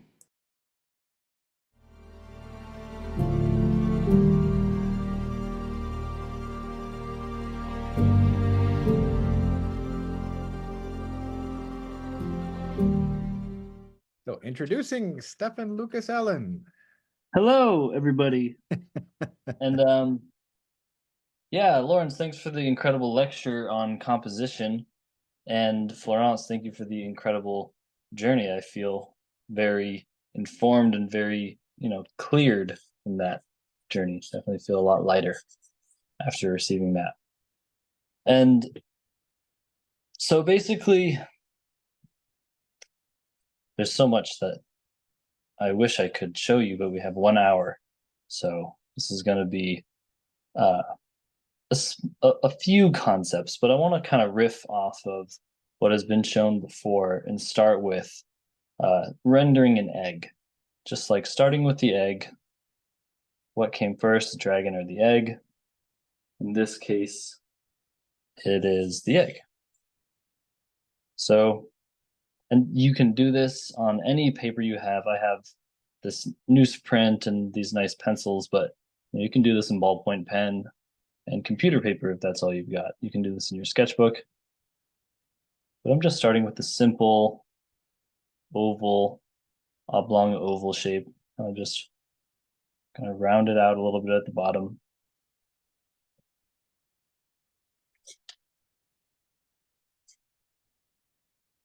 Nothing too fancy, nothing too complex. Keeping it somewhat light. Just drawing a clean shape is something that can take a decent amount of practice and effort. And, you know, go around it a couple of times, and if there's any spillover, feel free to clear it up with your eraser. Or if you're using a pen, you won't be able to erase it, but no worries. This is just an exercise, an exercise. And this is one of the most fundamental, what I'm about to share is one of the most fundamental aspects when it comes to drawing or painting of any method or technique, including the Miche technique. Because the Miche technique is really just your ability to draw with light.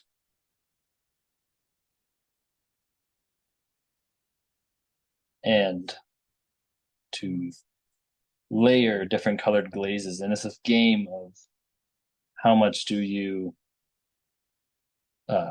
get rid of when you're glazing and how much do you enhance things.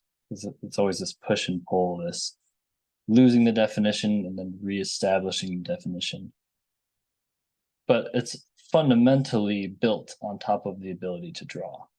So if that is, when that is developed, it opens up the range of being able to tackle other techniques, many other techniques. And a matter of fact, back in the days of the old masters and different academies throughout Europe, it was something where people would pretty much start training at the age of, you know, as early as childhood, as early as like 8 or 9 years old.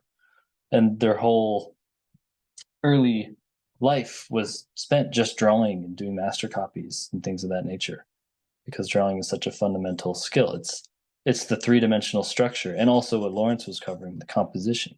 Because no matter how good you are at rendering things, if the composition isn't sound, you're going to create an image which is basically less than what it could be. Whereas when you have a really good composition and you render things well, you're going to create something that really amazes people. But this is simply an exercise in rendering, and what I've done so far is simply put my volume, one singular volume, which is one three-dimensional form, but it has no rendering on it yet, so it's just an oval. And then I have an ellipse, which is going to be representing our shadow, cast shadow. So let's say our light source is coming, connect up this point here, the top of the egg. Our light source is coming from this direction, connecting this point here. This could be a late morning sunlit scenario, early afternoon. So these are sharp edges, somewhat. And then the boundary between light and shadow, because this is a rounded form, is going to be a rather soft edge.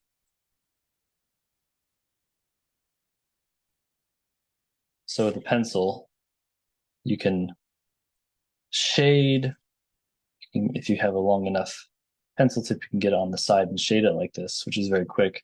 Obviously, if you have a ballpoint pen, you'll be required to do many small strokes, which maybe I'll just show you right here as like a mini, how you would even do that.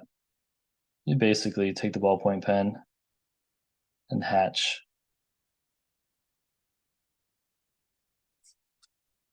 So I want to show this demo in various ways, partially because you can take hours rendering this thing out, making it extremely realistic, but you can also get the same realistic effects with much more cartoonistic or much more simplified methods.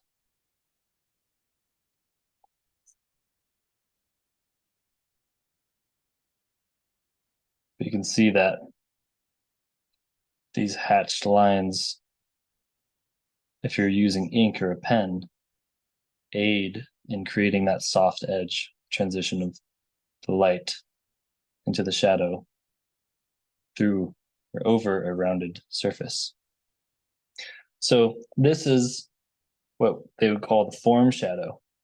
And this is what you would call the cast shadow. Every form shadow creates a cast shadow. Every cast shadow has a matching form shadow in three-dimensional space. So I'll go ahead and simply separate light and dark. And already we're going to start to see an effect which is very three-dimensional.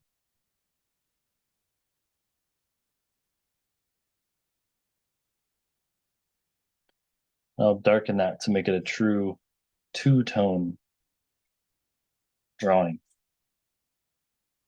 for starters. So our two tones that I'm referring to are the light side and the shadow side. And sure, it's a little bit darker here, but I'm not really counting that, at least mentally at the moment. So pushing those two tones, I'm essentially going to establish my darkest area and my lightest area. My darkest area, the absolute darkest area, always is the occlusion shadow, which in this example of an egg is right inside of the cast shadow, right where the egg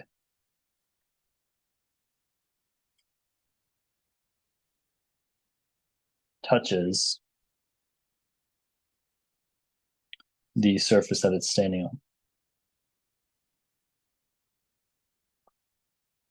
So just by creating this gradient from as dark as your pencil or drawing implement can go,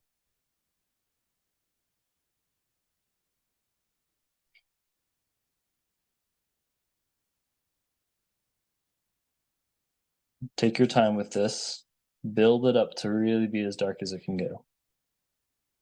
Do your best to shade it in evenly.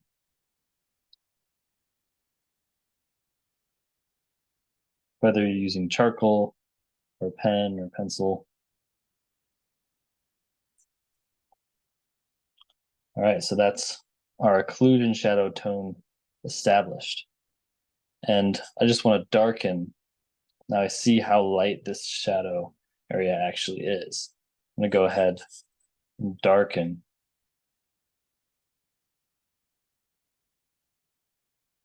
the rest of the shadow space, not to be as dark as the occlusion shadow,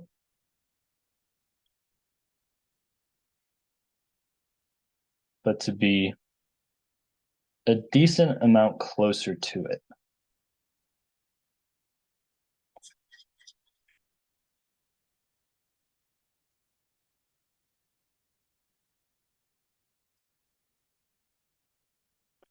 Now in the form shadow, I'll do the same.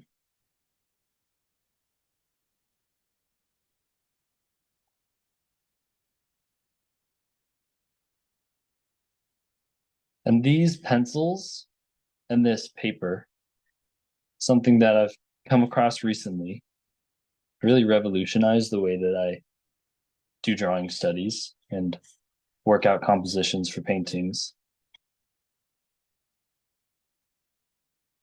And this is a wolf's carbon. Just show you real quick because it's a game changer. It's called a wolf's carbon. I go for the 6B. You sharpen it with a single edge razor blade. And I'll have to, maybe I can share a video or something, or I'll have to maybe show you guys at Torri just how to do that, because just the method of sharpening it is also like a 30-minute to an hour-long demo. But once you sharpen it, it's this really amazing thing where you can draw sharp lines with the super sharp point, and then you can sharpen it by shading. So it stays sharp for hours of work. So it's worth taking about 10 minutes to sharpen a pencil if you don't have to like replace that pencil for hours. And then it also happens to be extremely precise writing implement. But that is not to say that you absolutely need this. That is, like these are techniques that I've practiced in lots of different mediums before I ever even knew these pencils existed. These pencils definitely have a way of saving time, as well as translating very clean gradients and very clean tones. So now we have a two-tone egg, more or less, and a shadow which has the occlusion and the darker tone. So you see how this shadow is lighter than this shadow. Now what I want to do is I want to take some of this tone here and put it on the side of the shadow that is hugging the light. So effectively, I've cut my egg in half. I have light side and dark side. And then I've made the cast shadow a bit darker, with its darkest area being the occlusion shadow. Now I'm going to take the lighter side of the cast shadow, that same tone, and fill it in on the side of the form shadow that is up next to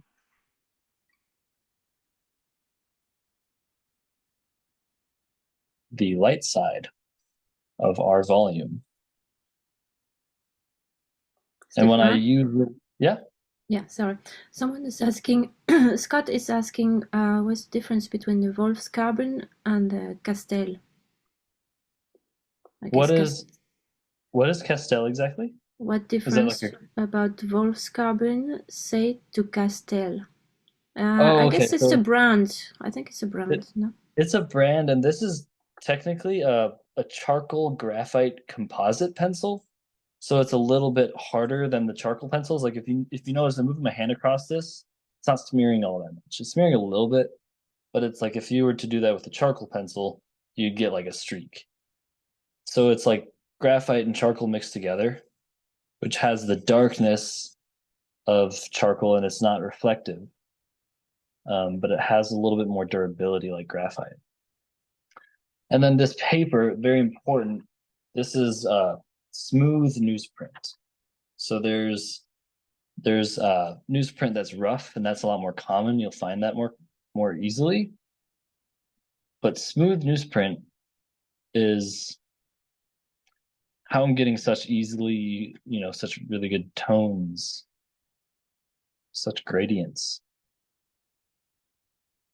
so easily. And it's not expensive. The whole idea of newsprint is that it's not archival. If you leave it in the sunlight for a couple hours, it's going to shrivel up. But it's for practicing. I mean, you don't have to worry about using large amounts of it. Kind of like warm your hand up. Maybe before you're going in on a painting, you want to go and do like 20 minutes of just drawing circles and drawing ovals and drawing eggs. Just like get your hand nice and warmed up, because realistically, it takes about an hour to warm the hand up, to have the dexterity that you've developed ready for some proper draftsmanship. So now I've darkened this part of the form shadow, which separates the form shadow into two parts, which is referred to as the core shadow and the reflective light. Reflective light being that this is lit by the light that's bouncing off the surface that the egg is resting on.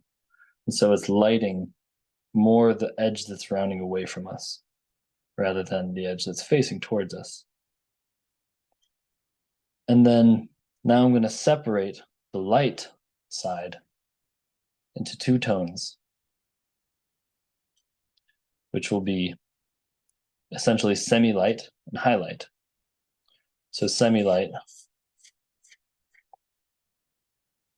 And I want to make sure that these tones are a good distance away from the tones of the shadow. I don't want this semi-light getting as dark as my reflective light,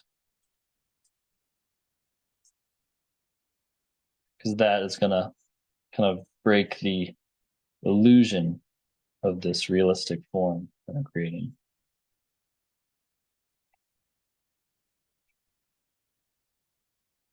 So just by leaving the absence of that space,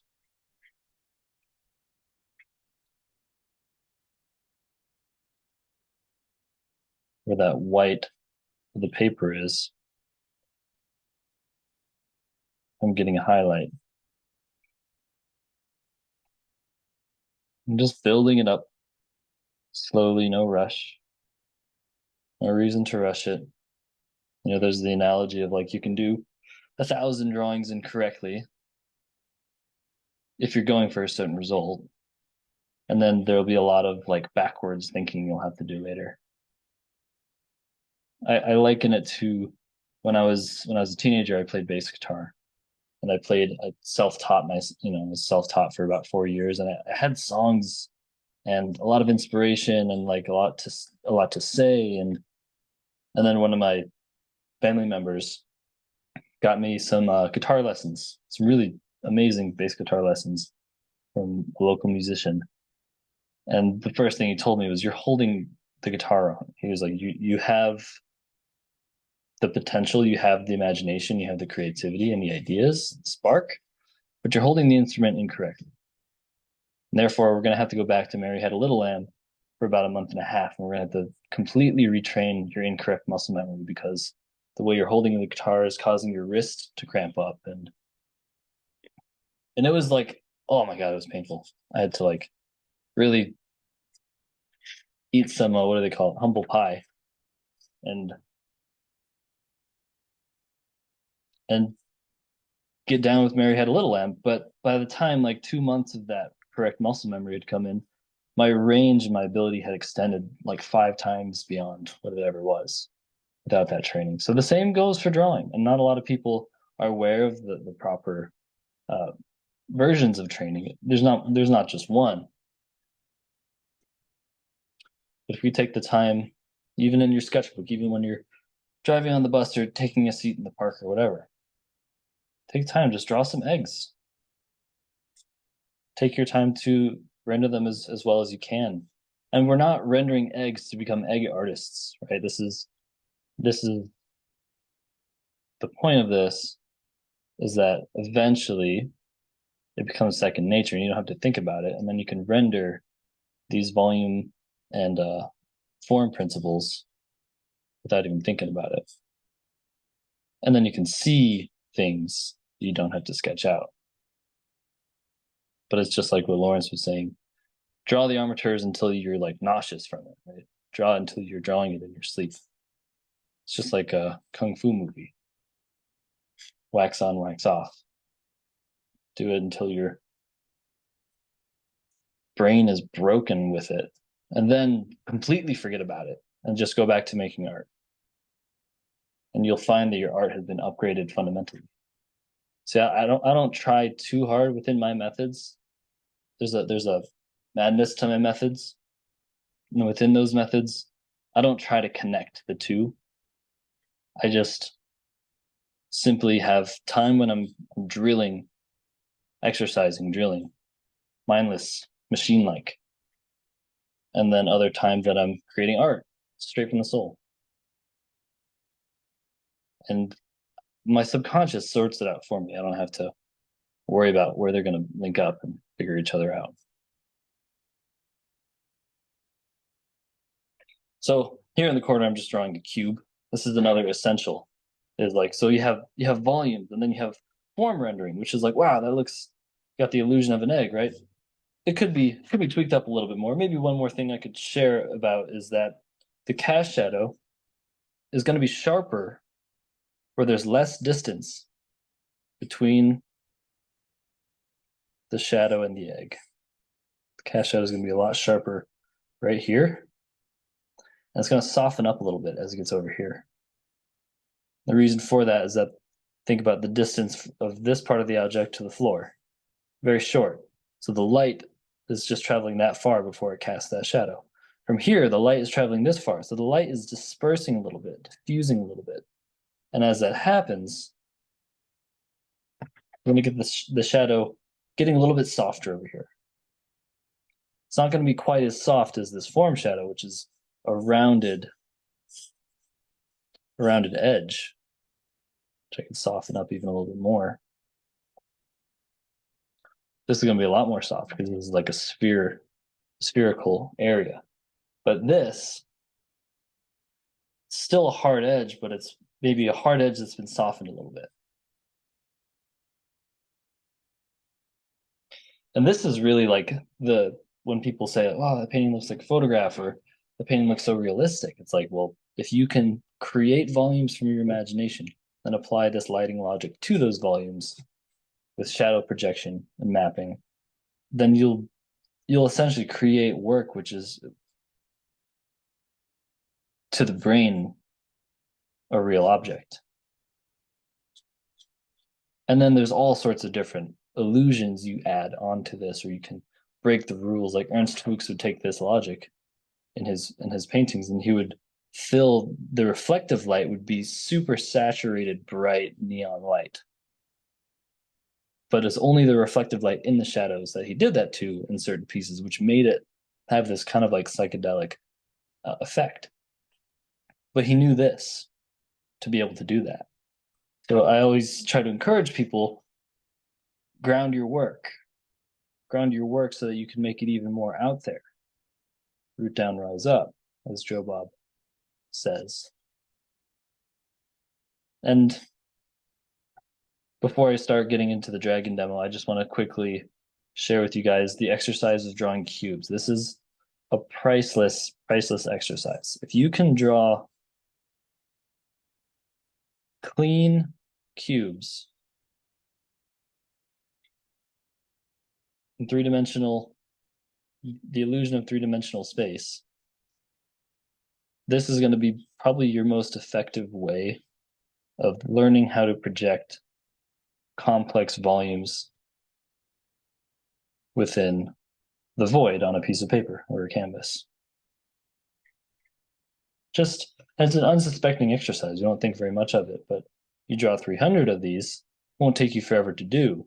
I don't think that you should necessarily be going as fast as I am going, simply because I've just had more practice, and well, I don't know, maybe some of you have practiced this as well, but I've had a lot of practice, so I'm able to go at this pace. Like, this is your first time doing it, it might be a lot more like, you might need to erase a few more, you might need to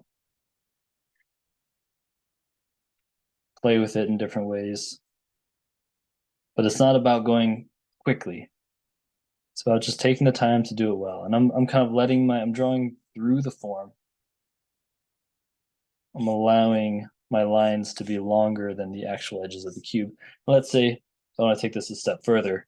I could go in and really sharpen up a few of these corners. Even just a few indications will make this object a lot more solid.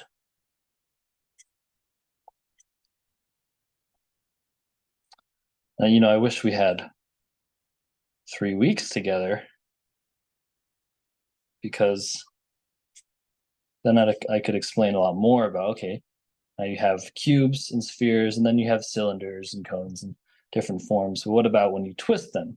What about when you project shadows over them? What about when you construct complex geometric beings and have light source from one side and another side, and where the shadows merge, and the different layering of colors, and how to incorporate that into the mesh technique and all this juicy stuff, which is, it's juggling. And I use that word metaphorically, in that you're not going to start juggling 10 chainsaws on your first painting. You're going to start with something that you can understand, something that pushes you to learn something new.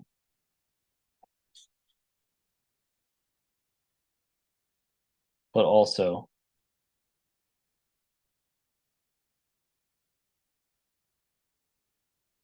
something that doesn't burn you out. And then once that feels easy, then it's like, all right, well, then juggle more. And then start with 3 oranges, right? And then slowly but surely go to 4 oranges, 5 oranges, And then maybe you're starting with juggling 2 knives, a little bit more dangerous, but if you can juggle 5 oranges, maybe you've got the 2 knives. And then 3 knives, 4 knives. And then maybe you're juggling 2 chainsaws. Same with painting. It's like draw, understand volumes, understand 3-dimensional forms, understand how to construct objects and see through them completely. Understand how to take a single line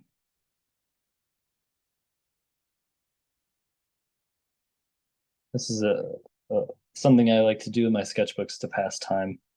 I'm ever like at a cafe and that, I'm not like trying to create a masterwork, but I'm just like, okay, let me just practice dexterity wise. Can I make a perfect sphere out of a single coiled line? Doesn't happen very often, but getting closer.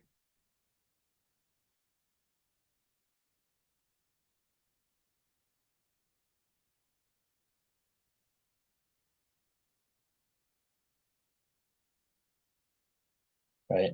Or can I take maybe one of these cubes and turn it into a Rubik's Cube, just grid it a little bit.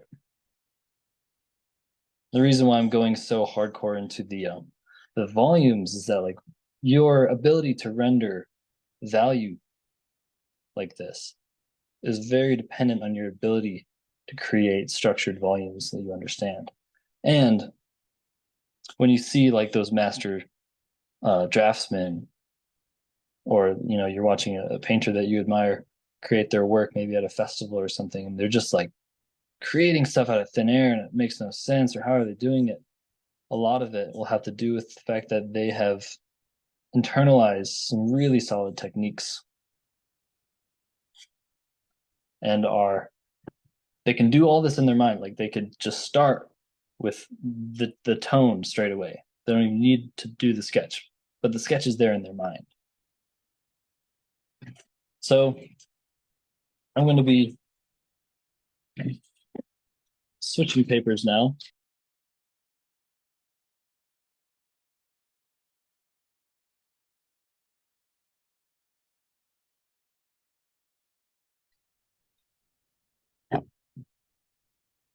Going to a more complex volume rendering with the same logic, right? And again, this is like the harmonic armature. I mean, let's just see. Can I do a simple harmonic armature layout?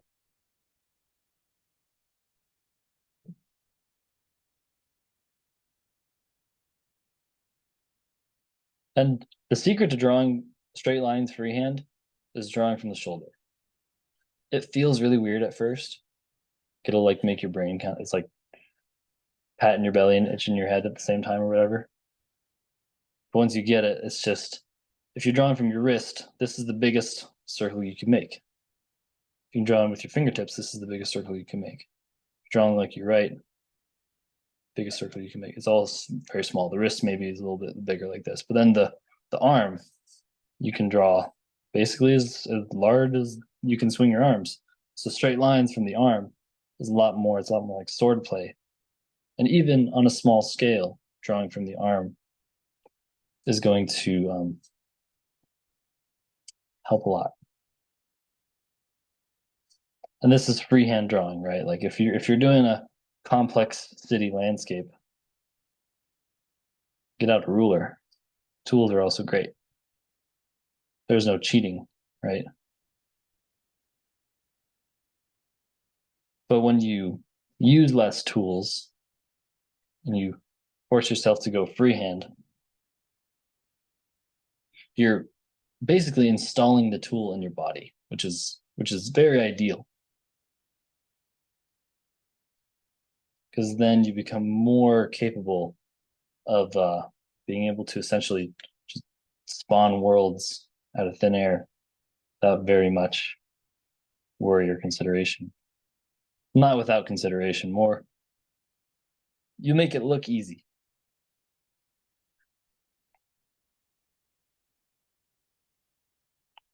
I'm doing the va-va right now. Just finding these center points, drawing from the corners to the center points. Just lightly, because I'm going to try to do some sort of a serpent over top of this.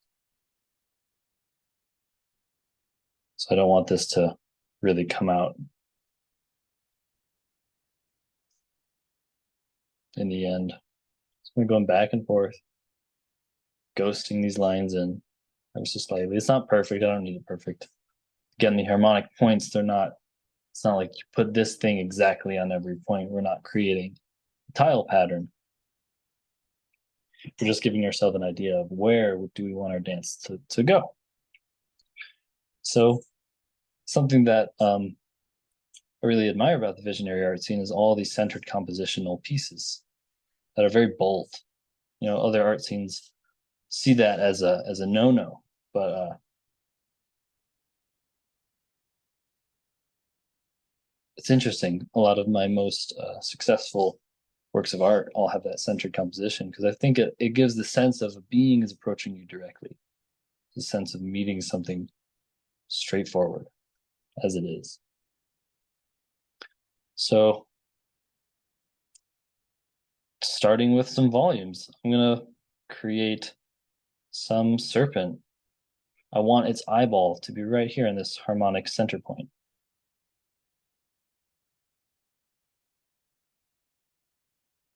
So I'm starting with a few volumes for its head.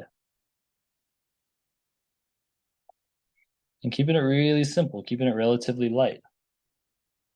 So let's see, a dragon's head, maybe it could start with an egg, with a kind of snout that's coming off of it, which is perhaps when we're looking at a profile view, it seems. It would be a rectangular prism, but it's got more of just a rectangle since we're seeing it from the side. And then there's the front of it, where the nose and the lips are, the tip of its head. Going in and erasing those lines that don't serve me. I want the structure to be sound. And then this serpent's body, let's see, I've got a few harmonic points I can work with. So maybe I'll start from here. Just kind of working on creating some nice C curves.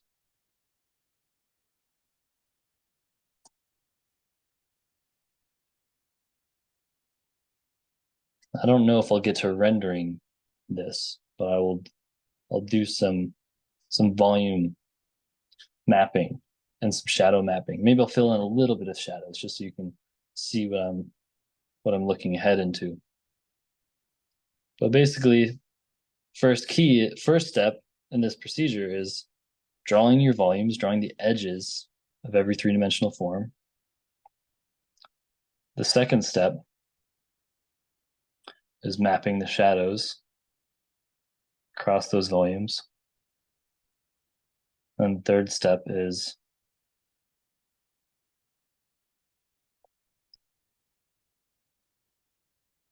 filling in those values, starting with a two-tone, right?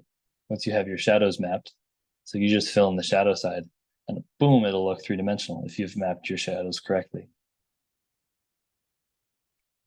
And this is just like one way of rendering. This is like rendering three-dimensional objects to look as though they have a single light source. It's very different if you have two light sources. It's very different depending on how diffuse the light is. It's very different if the object is transparent. It's completely different. These are all different effects.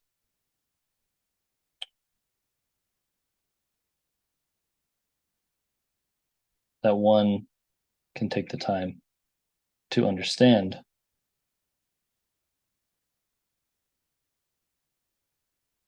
This is a real noodly boy. I think I'll just end him. Little fire-tipped tail. right about here. And again, that's also why I'm so excited for Torri, because this 3-week seminar, we'll be able to get into a lot more of these concepts, right? Like if we can do this in just an hour and some change, what would we be able to do for a week and a half? Is the seminar split in half? A week and a half full-time arting and celebrating.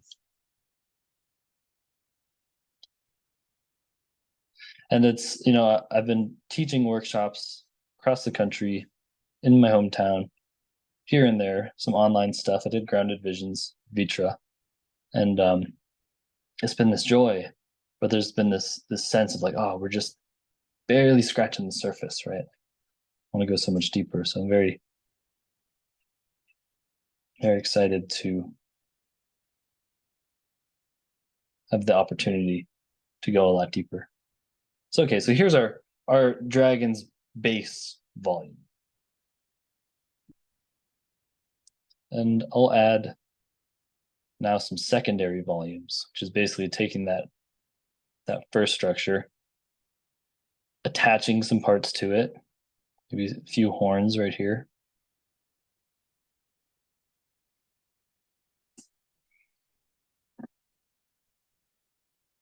But also breaking the volumes up into some more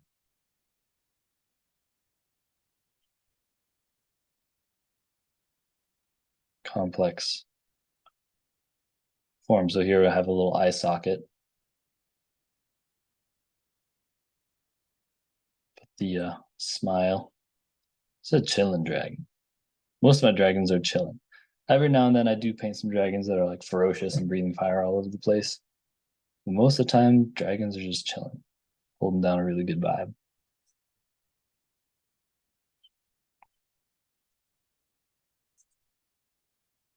So a little bit of a profile, not quite 3/4 anymore. I'm kind of breaking down these volumes. Maybe I'll pull you guys a little bit closer so you can see as I get into more detail. Look, I'm gonna hold it like I'm writing. It's not wrong to hold the pencil like you're writing. When you're getting into details, it makes a lot more sense.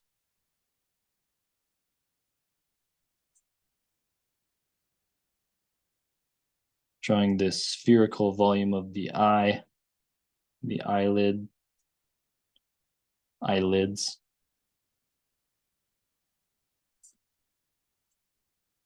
And just start getting into, I have this line here and this line here, which I could use to indicate my first row of scales.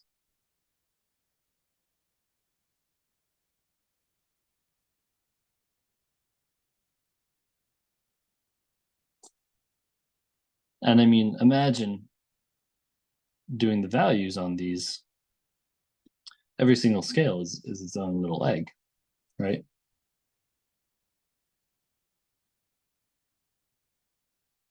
Takes some time and some patience. And that's why it's like, well, take your time, render some eggs in some sketchbooks.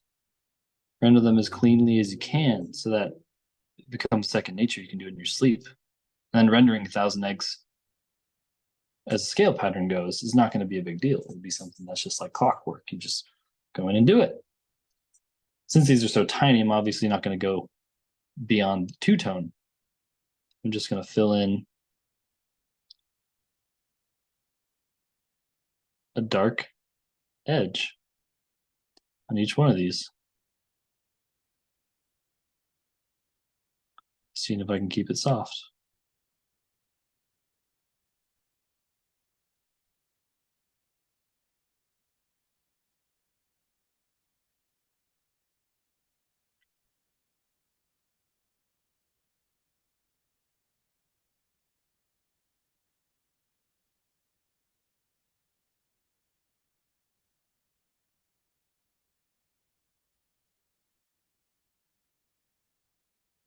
Starting to create a nice realistic dragon. Maybe the scales are very defined in certain parts of his face, but other parts I just want them to be a lot more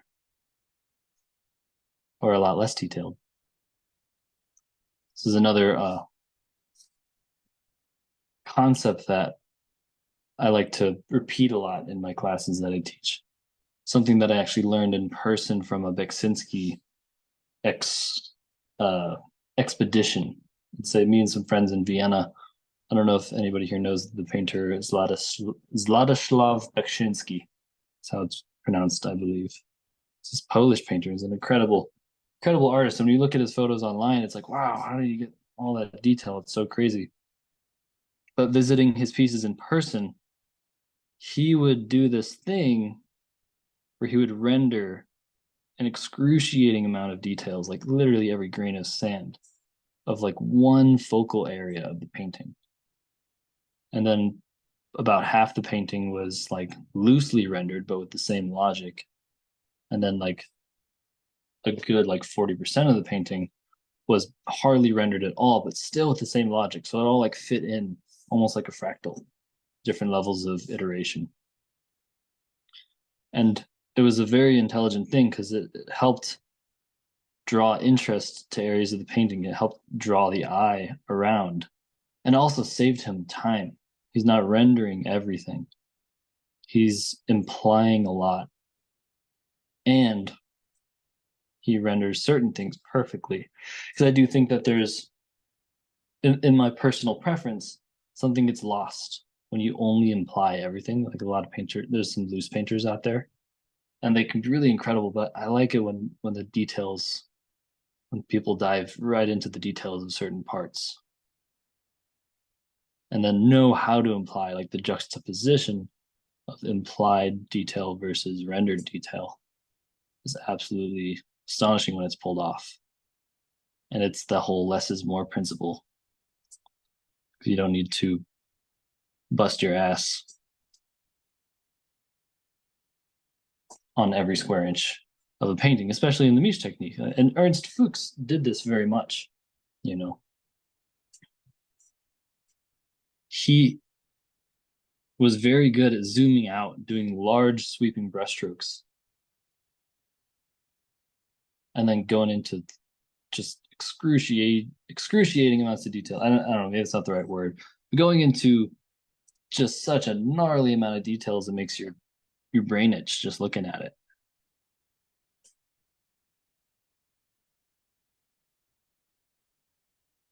So I'm kind of just like I've detailed the front of this dragon's scale pattern quite a bit.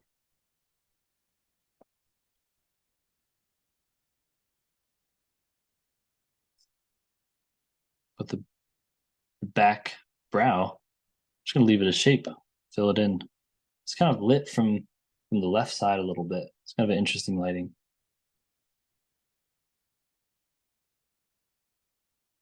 Maybe there won't be nearly as many scales on the bottom jaw. Maybe we'll make the scales bigger. Try not to make them look like donkey teeth. It's also another thing about learning how to draw from imagination is, and it's good to have those friends, right?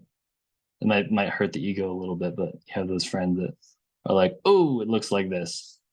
And it's not what you intended it to look like. Like these donkey teeth going on here. Definitely don't want that. So I have to add another layer of scale volume up against the bottom of the lip. Maybe darken the line here.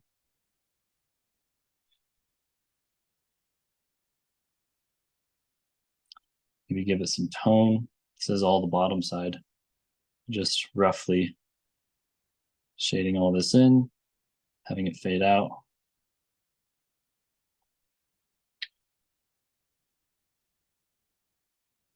Also go in and just lightly shade in broad areas. I went in and I shaded a few individual scales and go and kind of like broadly render. Go back to my, almost like my glazing brush.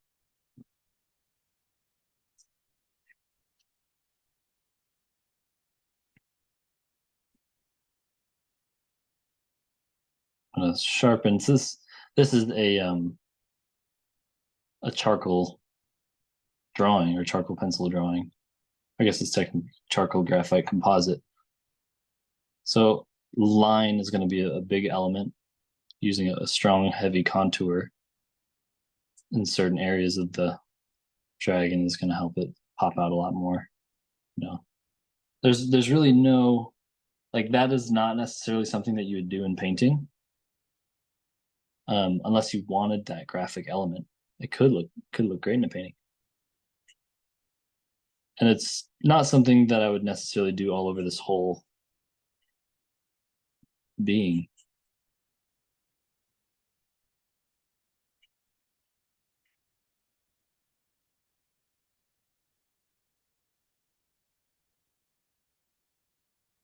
Just kind of adding some local value.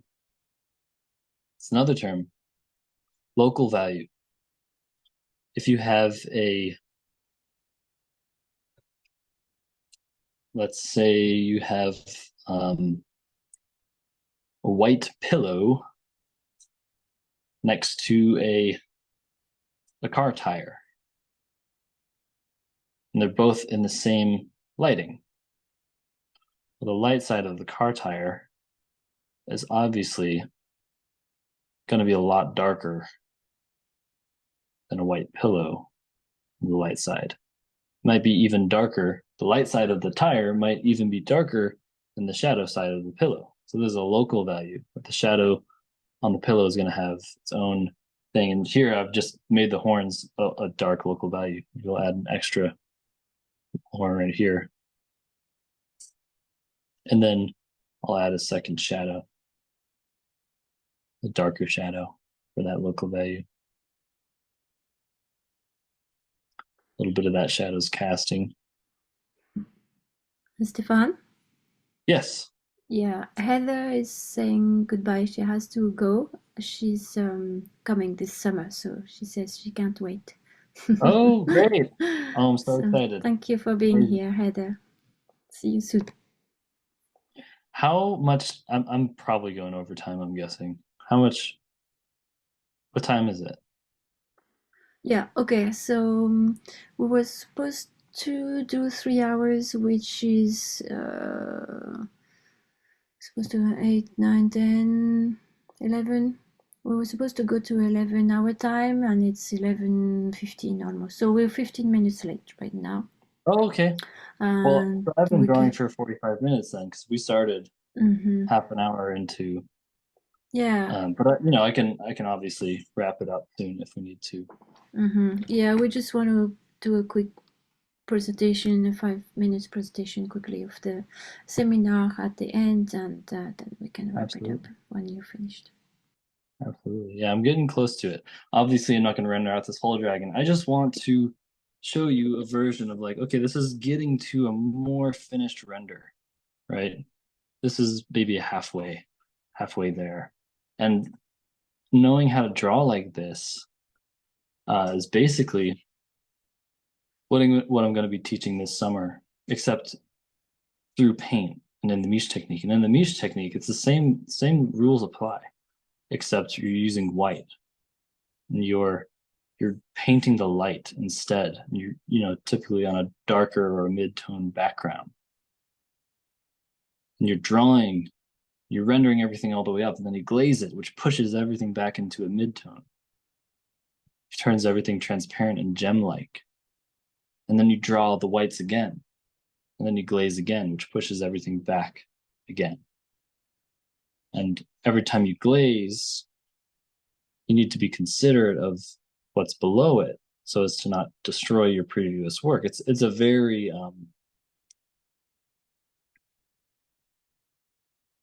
intense balancing act to get a successful Miche technique painting. And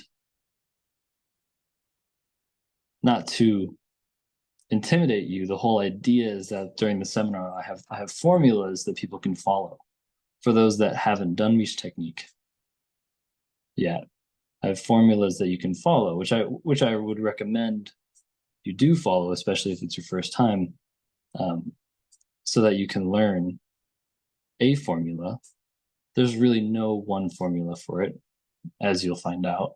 It's a very intuitive, like, a lot of different ways to approach it. But there are a few formulas which I'll be sharing that will help you to grasp it in a fundamental way so you can take it and make it your own.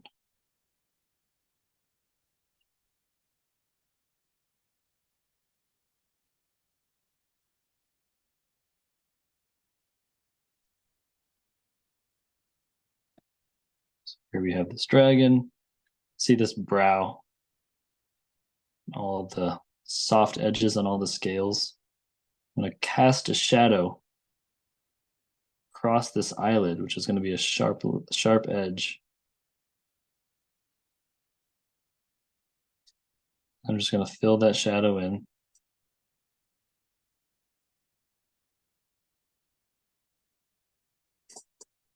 I'm going to redefine the volume edge of that shadow.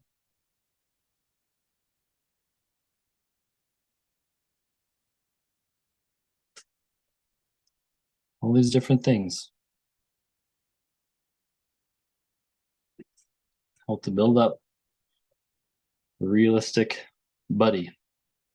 And then, so this is like a combination of the magic and the machine. Because what I'm practicing is everything that I did on the page before, the volumes, the volumes, and then the logic of the values wrapping around the volumes. But then there's also the flow, and the flow is something nobody can teach it to you. You can just practice it. It's basically letting your hand do whatever it wants. And the flow is unique to every individual. The machine is the inverse of the flow. Machine is the mechanics of art. It's like, it doesn't matter what you think about it, it works. And if you allow yourself to basically install the machine, you can then pump the flow through the machine. And a lot of people might be like, oh, I like the flow more, it's better. And I'm not saying you have to go for the machine now, because I'd say for a while I was just all flow. I was all flow artist. And there are plenty of artists that are just incredible that are that way. I'm not saying it's a bad way. But what I found for my work personally was, at a certain point, I felt like the paintings I was making, there's like, oh, these are just they're lacking something, or it feels like I went years and my paintings had kind of like hovered at a certain level. And I was like, oh, okay, I'm like on this really large plateau. Like I climbed a mountain and found myself on this really large plateau. How do I get past this plateau? It's like, well, I gotta learn some more techniques, you know. And it was this really amazing, humbling experience of realizing, and again this has happened, and I don't doubt it's going to just continue happening until I'm dead. Realizing there's more to learn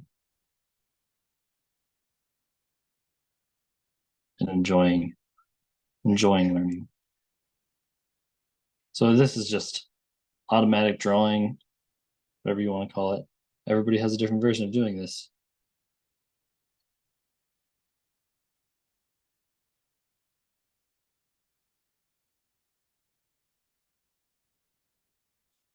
Make really weird objects.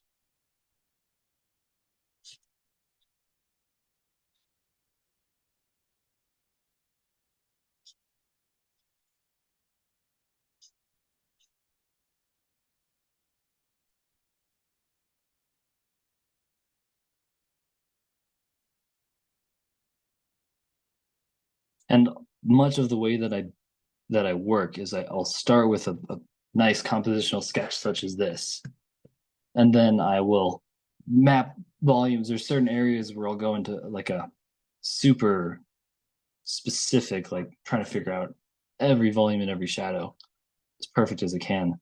And then I'll leave areas of the painting to this. I'll leave areas of the painting to just allowing it to be what it is. You know?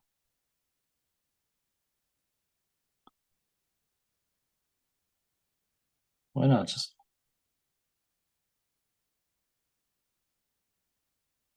just drawing. At the end of the day, it's like everything that I say has, I'll contradict myself all the time. Because these are rules aimed at specific results, but it's also still just drawing, still just painting, still just an expression. So it's important to have it's almost like having multiple minds. And they're like different masks. None of them are fully real, but I'll kind of like step into them depending on whatever I'm feeling.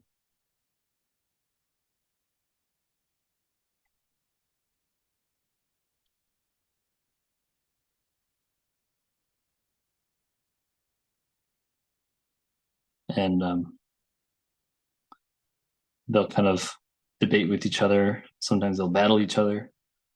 Sometimes they'll collaborate. And then in the end, you end up with painting. And there's like the overseer. Like the overseer is the one who ultimately gets the final say.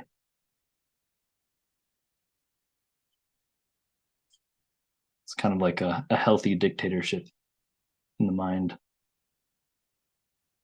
Still got to have one head chef that makes the final call.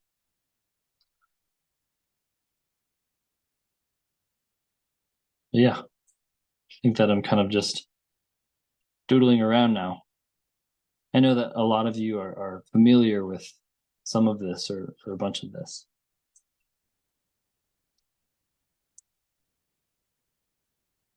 But yeah, I'm stoked to get into this summer seminar and just have a great time.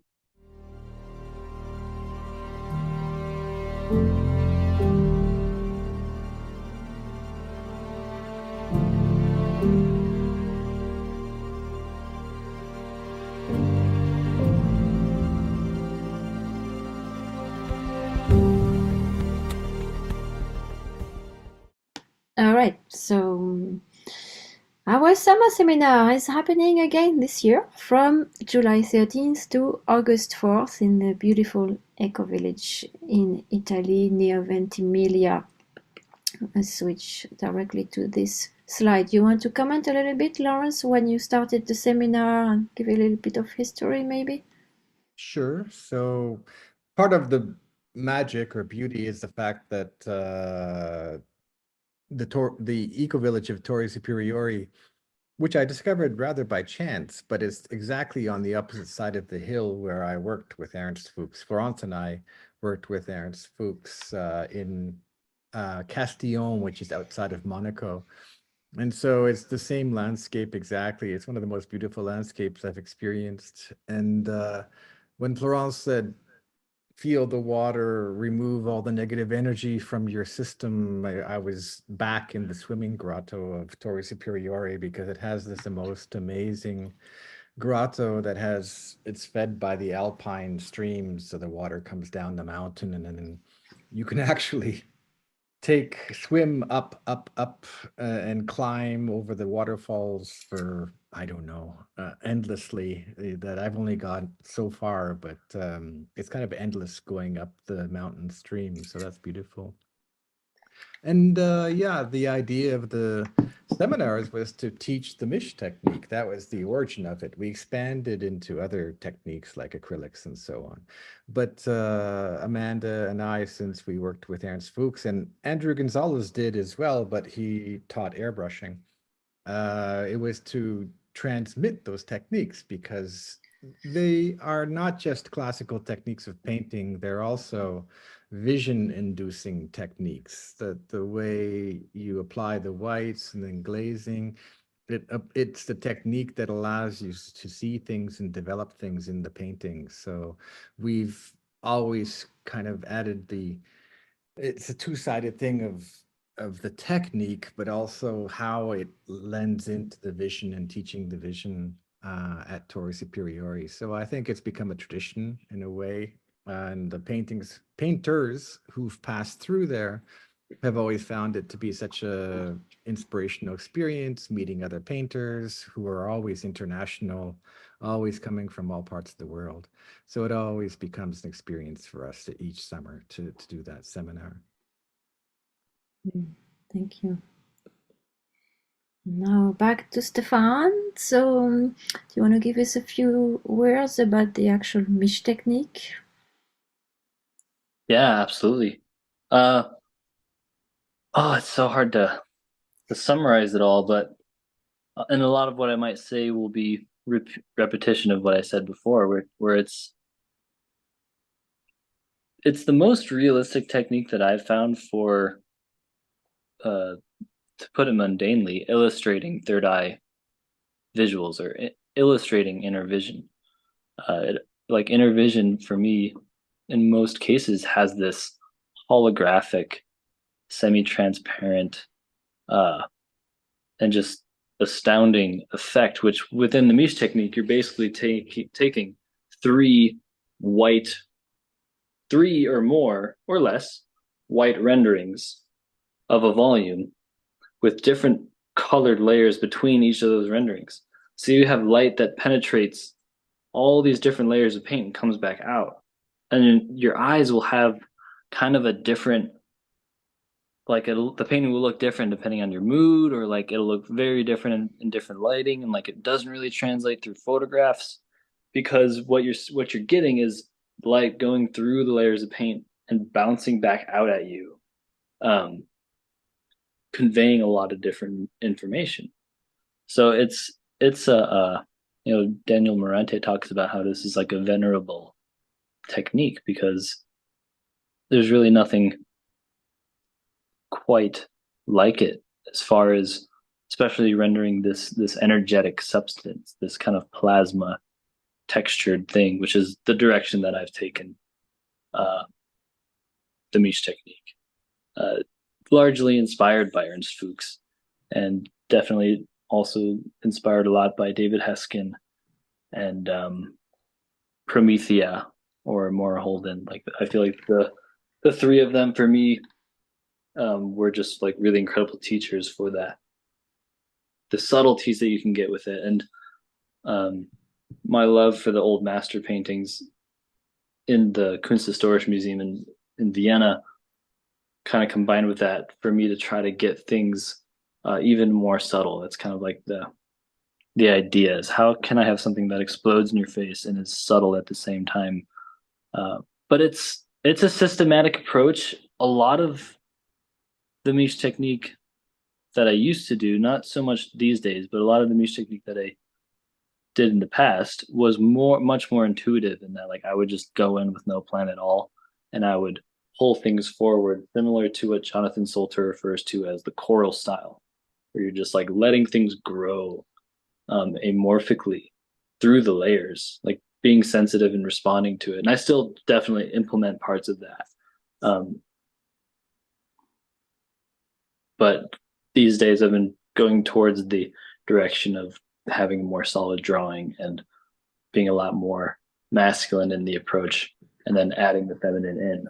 But those are two kind of key ways that you can approach a Mish technique paint. Are you going in with a full receptivity and a full just like, I'm going to let this flow and be sensitive and just like build things and like see what shows itself? Or am I going to go in with like a really like scientific plan almost, and then like spill the chaos into it? So yeah, that's I guess what I can say about the Mish technique right now. And again, all levels welcome, because it can be a rather daunting technique, especially if you've never used oils before. But there are procedures which are a step-by-step that will work, and that will create more confidence for you to explore on your own, There are no mistakes in the mesh technique. No, it is a forgiving technique because with each layer you can improve the work and you don't have to go back and change things. You don't have to erase anything. You just build on top of it. That's what I'm trying to say. I want to add two things quickly. Yeah, that Stefan, in my experience, I've been teaching for over 20 years, is one of the best practitioners of the Mish technique that I've ever met. That's why he's coming out to the seminar. And really, to me, he's managed to carry on the Mish technique in the same tradition as Fuchs. And as he said, like David Heskin and Amanda, that level of application, I think, is there. I also want to mention that you don't necessarily have to paint a dragon with Stefan, that you're free to paint whatever you want to paint. You paint your vision with Stefan, and so he'll work with you on any vision that you have. Absolutely. Okay. And thank you so much, Laurence. So when I was working with Fuchs, we did use the Mish technique, but we often, almost always used casein. And casein is very similar to egg tempera, but it has its differences. And I've developed a way of painting with casein, which is basically the Mish technique, but in replacing the egg tempera with casein. So that's what I'll be teaching. And similarly, I welcome you to come with a vision, and I'm there to help you manifest your vision, to work out the colors, work out everything step by step. And you don't need a full plan, you just need a beginning. And then together, I'm always respectful towards what you want to do, and I'm there to aid you to create the painting step by step, basically. And it's always a fun process. I love working with students, and I'm always amazed by the end to see how we've gone from an empty blank canvas to this masterpiece. I mean, I see them as a masterpiece by the end of 3 weeks. So that's my share. And enter through the image is also because seeing is very important for me, and painting is a process of seeing.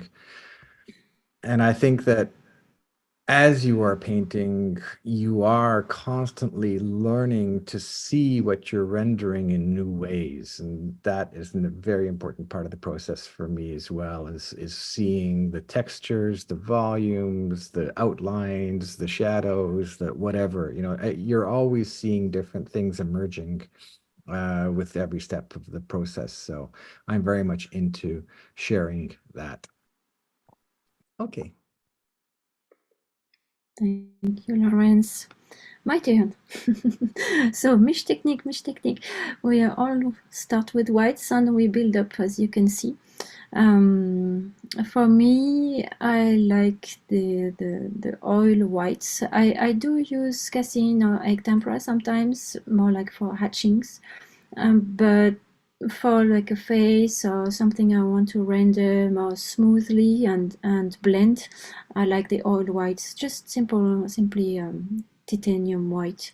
So with me, well, I've been watching Laurence paint for many years until I actually started painting about 10-12 years ago when we created the academy, and now I'm jumping into teaching what I've learned, so I'm super excited about that, and integrating not only the techniques I've learned over the years by watching you guys, watching the students of the academy, watching the teachers of the academy paint, and in the end leaving the office of the academy and go to paint with them. So that's one big step for me, and I'm super pleased and happy to share that and to integrate also all the other things I've learned during this time in Vienna, not only the painting techniques, but the inner journey that I was offering today. I've learned through Kevin Campo and Raoul Krabbe, and all those people were students of the academy. So I've learned really a lot and integrate it now in my own artistic path. So that's what I want to share. And like I said at the beginning, I was talking about the moon dance and integrate some songs as well. I will teach the inner goddess, paint your inner goddess. It can be, for me, it has something very much connected with your higher self, and your if you're a man, with your feminine self, and connect to that deep core of what the feminine is, and what the ancient goddess is, and what it means to you, and what messages does she have for you. And yeah, so we will dive deep into the inner goddess, our own inner goddess. And I also like a lot to guide meditations, not only just eyes closed, and diving deep into this inner journeying, but also in the studio, what Laurence calls enter through the image. We basically offer it by, I take those little chimes I was using earlier, or another instrument called the kailani, which is also a very angelic kind of sound. And I come around in the studio and do those little sound around you, and you dive into your painting, because as you were saying, Laurence and Stefan, it's also about learning how to see the volumes, learning what is the next step in your painting. Because when I was learning at one of those seminars, when I started painting with Amanda, we were doing the self-portrait, and I was looking more at the painting than at myself in the mirror. And she said, no, you have to do the contrary. You have to observe more. You have to observe your face before you can actually, do it and paint or draw or whatever. So learning how to observe and seeing volumes and so on, that's super important. And colors, mixing colors is just something magic, and learning how to make skin tones, and it's endless. So we'll make a few exercises. I'm also excited to maybe we'll experiment with some of those natural pigments that I bought not so long ago, and you can see on the Nefertiti painting with gold pigment or silver, whenever you want to render. Yeah, so I'm excited, and I hope you are too.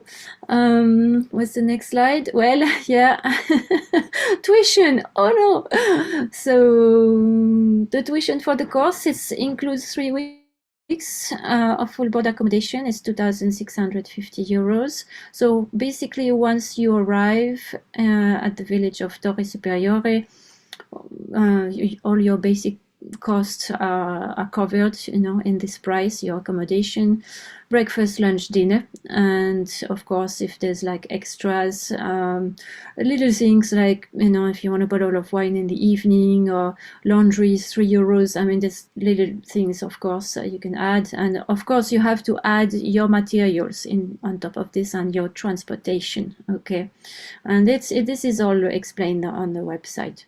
To register, we ask you a 450 deposit. We still have, we're about half full right now, so we still have around 10 places left.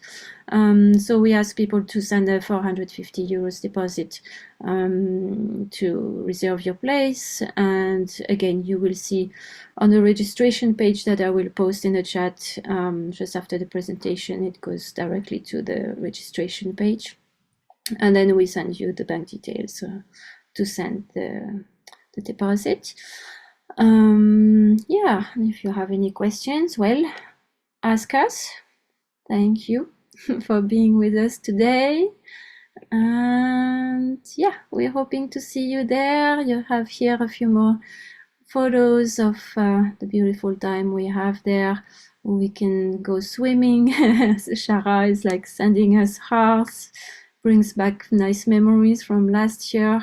We open a space of working together in the nicest atmosphere, like the surrounding is beautiful, it's inspiring, and we create a space of like non-competitive environment where we can really share and learn with each other. That's really the point.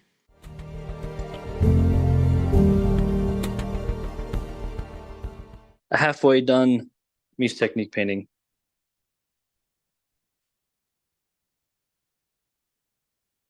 There is a lot of white rendering needing that second glaze. So I already did the first white rendering and the first glaze. Actually, I did the start in acrylics, and I've switched over to egg tempera, and I'll be going into oil glazes. But this was started at the, oh, is it better horizontal? Kind of realizing the orientation might be better this way. So the, this was started as a live painting at Gem and Jam in Tucson, Arizona, a couple years back. And I just like to paint non-linearly, so I, picked up this painting from a couple years ago, continue working on it. But it's the similar concept, the similar motif has been shown up in my work a lot, where there's this circular temple, and we're either right outside of it or right inside of it, and the ceiling is a portal to the cosmos. Only in this composition, most of the perspective is of that ceiling. So I'm trying to show the multidimensionality illustrated very plainly in a whimsical, somewhat fantastic way. And I'll show you guys one more piece before handing it off to someone else. And this is a portrait of my grandfather that I recently finished. Him as a young man, back when he was this Armenian guy that lived in Beverly Hills. Eventually, he was born in Iraq, came to America in the 1940s, I believe, or 1950s. And so this is a full Mies technique finish, lots of different layers. I think there's about 3 or 4 different glazes on this. And I tended it towards orange and gold because I wanted it to have a somewhat golden finish, golden look. And then, of course, every Mies technique painting is finished with a little bit of direct oil painting. So you can see here in the close-up, there's all of these direct oil highlights in different colors to create that bright saturated light. And here's a print of him as an older gentleman, which was something I don't have the original with me anymore, but I have these prints. So I've been kind of looking at them side by side as a presence in my studio.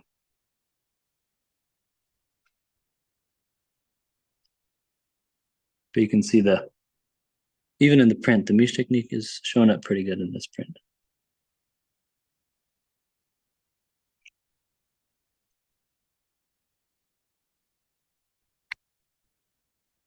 I want to show you guys, I want to show y'all some plein air paintings, because this has started to become like a daily practice of mine, nearly, just because especially this time of year, it's so beautiful outside. I feel even in this beautiful studio, there's just a part of me that's wants to get out to the elements, and so I don't deprive myself of that desire. And so I just want to show you guys during the Torri seminar, I plan on basically after hours, like after dinner, so it'll be like dusk, going out and doing plein air paintings, and whoever is like interested for that extra kind of hardcore mode, you can join me. And maybe also on the weekends when there's no class. Maybe I'll even go into, because Torri Superiore is close to Ventimiglia, which has the ocean, so I'd love to go for like a beach plein air day, do some wave studies. But these are all studies that I did directly from life. And a lot of the imaginative stuff that I do is a combination of this one's from Vienna, actually. Combination of all that drawing skill, all the internalized theory, and then the study of external color and light. Some figure study.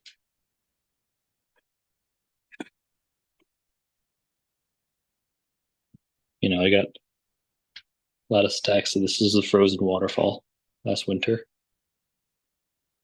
Things, you know, studying oil painting landscapes from life. The reason why, the primary reason why I do it is so that it feeds back into my fantasy work, because there's colors that you wouldn't know exist in certain environments. It's, for me, it's mostly about color. And yeah, it's just like the true colors that are before you in a landscape are a lot more out there than you realize. Like, you wouldn't think that like ice can be kind of that dirty yellow color, and that the snow could be that blue or purple even. And just as an example of where all of this combines, back to the painting that I shared before we began, which is something like this, where you have all that drawing skill rendered in white light, right? Rendering using egg tempera and the Miche technique and the glazing. And this doesn't have its final glaze, and this is right before that final glaze, so it's very bright. And then having that alla prima, you know, I had some sunset cloud studies that I used, and also looking at old master paintings, master landscape pieces that are just really speak to me, kind of taking effects,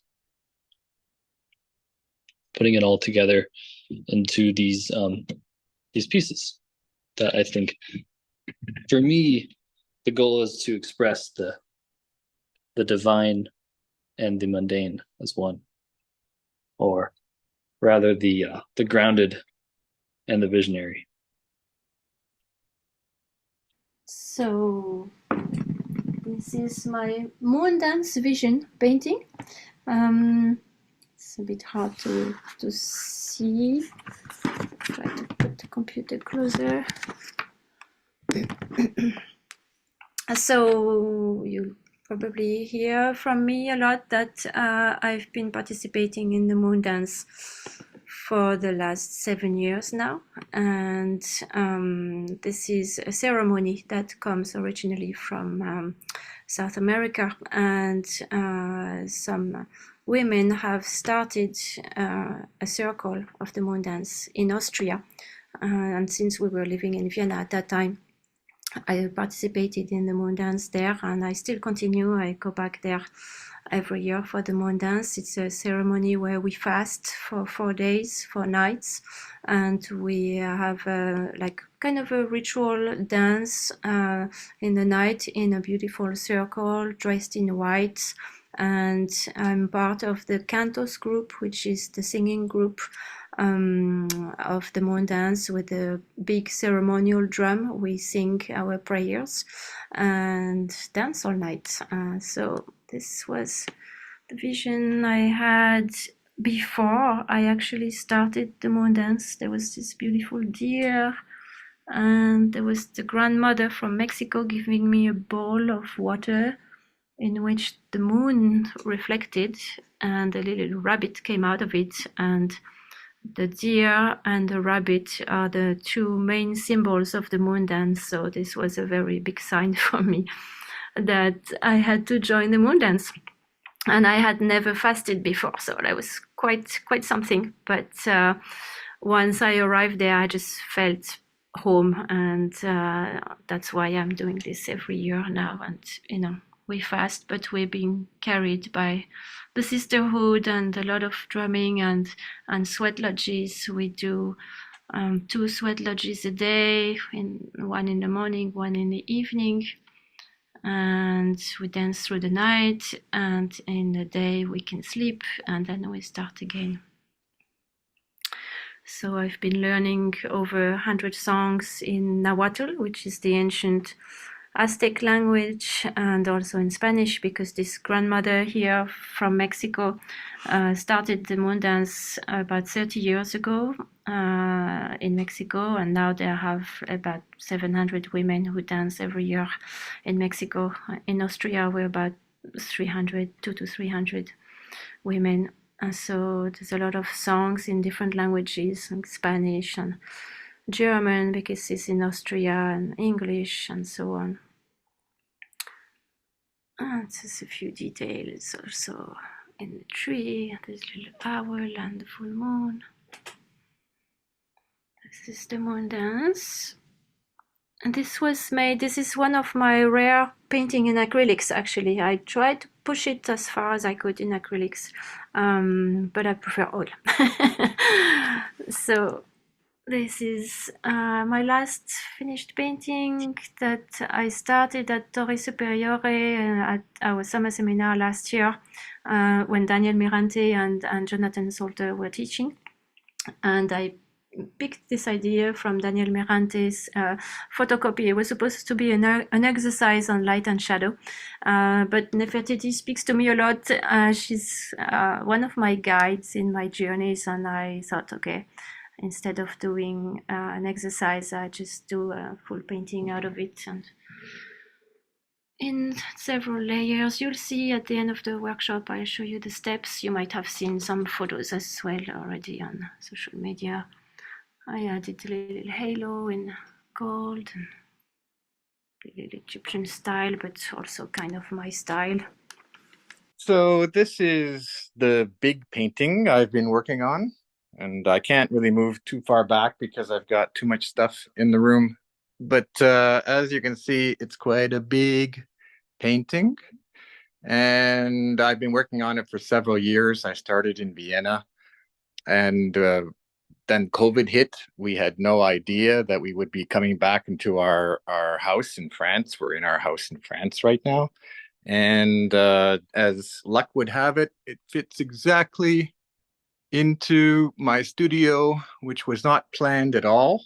But thank God it fits, and my son can just get into the door of his room over there. So this part is the background, and there's going to be figures. And now I've begun the figures that you see up here. And so I'll start to zoom in on things. And there are these 4 angels. They're actually called the 4 luminaries in the Gnostic tradition. And so each one is a different jewel, and each one has a different degree of transparency.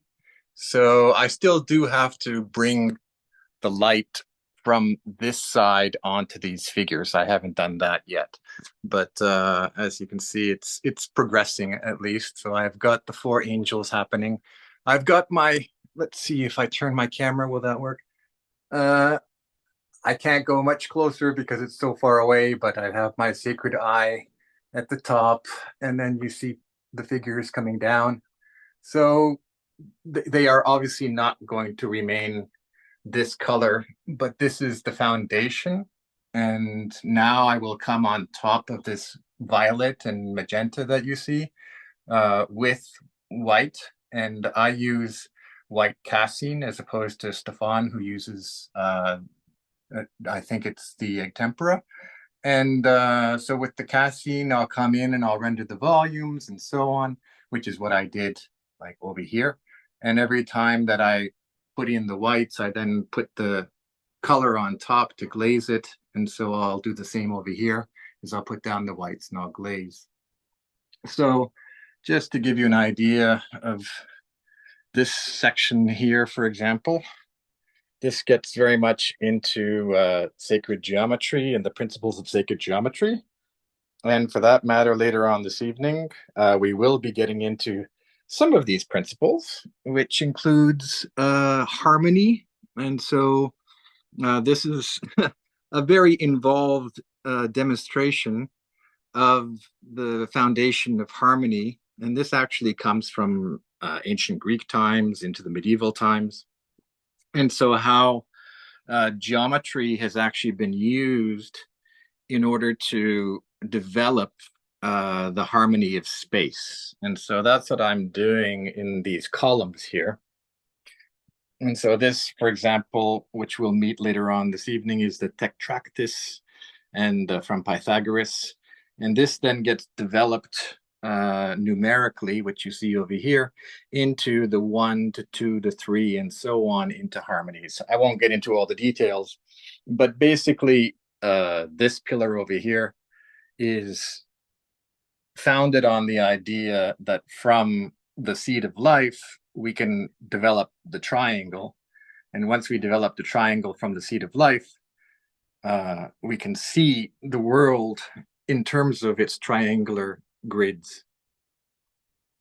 Whereas the other side, the other pillars, are based on the square and what is called the ad quadratum view of the world. And here, as opposed to the seed of life, you have like the circle is cut with a straight line.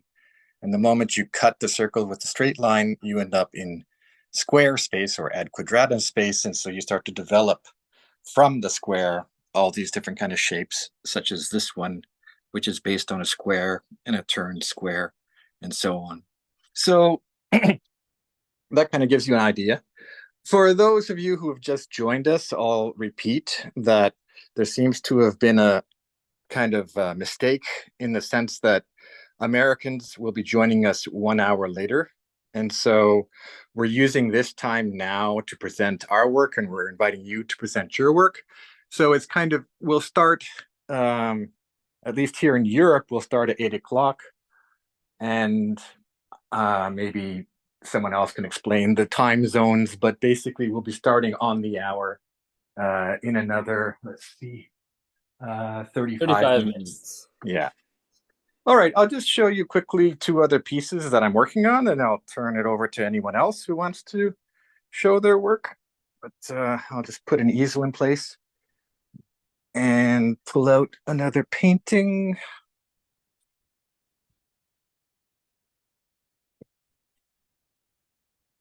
So let's see if I can get the light on this 1 second.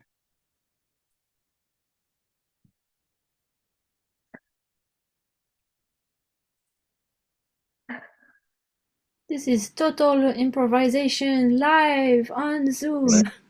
Okay, that's not bad. So I started this one as a demonstration piece at the seminar. I see the light's a bit too strong. Let's see if I take it off. Is that even better? Maybe that's better like that. Okay, so I started this as a demonstration piece at the seminar, the summer seminar at Torri Superiore. And the idea was to create an homage to Ernst Fuchs. It's not finished. And I'll zoom in a little bit. So you have Ernst Fuchs on the left over here. And he's holding the eye in the mirrored sphere, which was one of my crazy philosophical ideas. And he's pointing towards the temple of painting. And in the temple of painting, you have the steps. This is an alchemical kind of idea, that you have the steps that lead you to the temple of painting, like the figure and composition, lines, light and dark, which we'll get into today, volume, color, and style. So I still have to come up with something to put inside here. I'm not quite sure what. And then as you go higher up, you get beauty, truth, and what is the other one? Purity.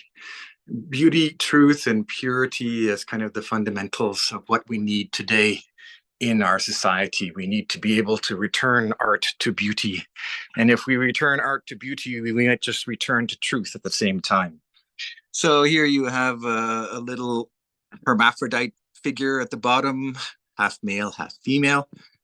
Within this structure that you see here, which I will get into this later today about, again, the harmonic armature. And then I start to talk about what you need in your perfect medium, combination of essential oils, varnish, and oil. Or you can work in egg tempera. And so I purposely left to this at the egg tempera stage to give you an idea. Here's Ernst Fuchs saying, follow the white rabbit. And this is me over here following the white rabbit down the rabbit hole, which is what painting is. And so here we have a painting which is being developed, and I'm trying to show you the various stages that go into creating a painting in the Misch technique, which is to say the yellow that you see at the bottom here is the imprimatura. It's the foundation to what I'm painting.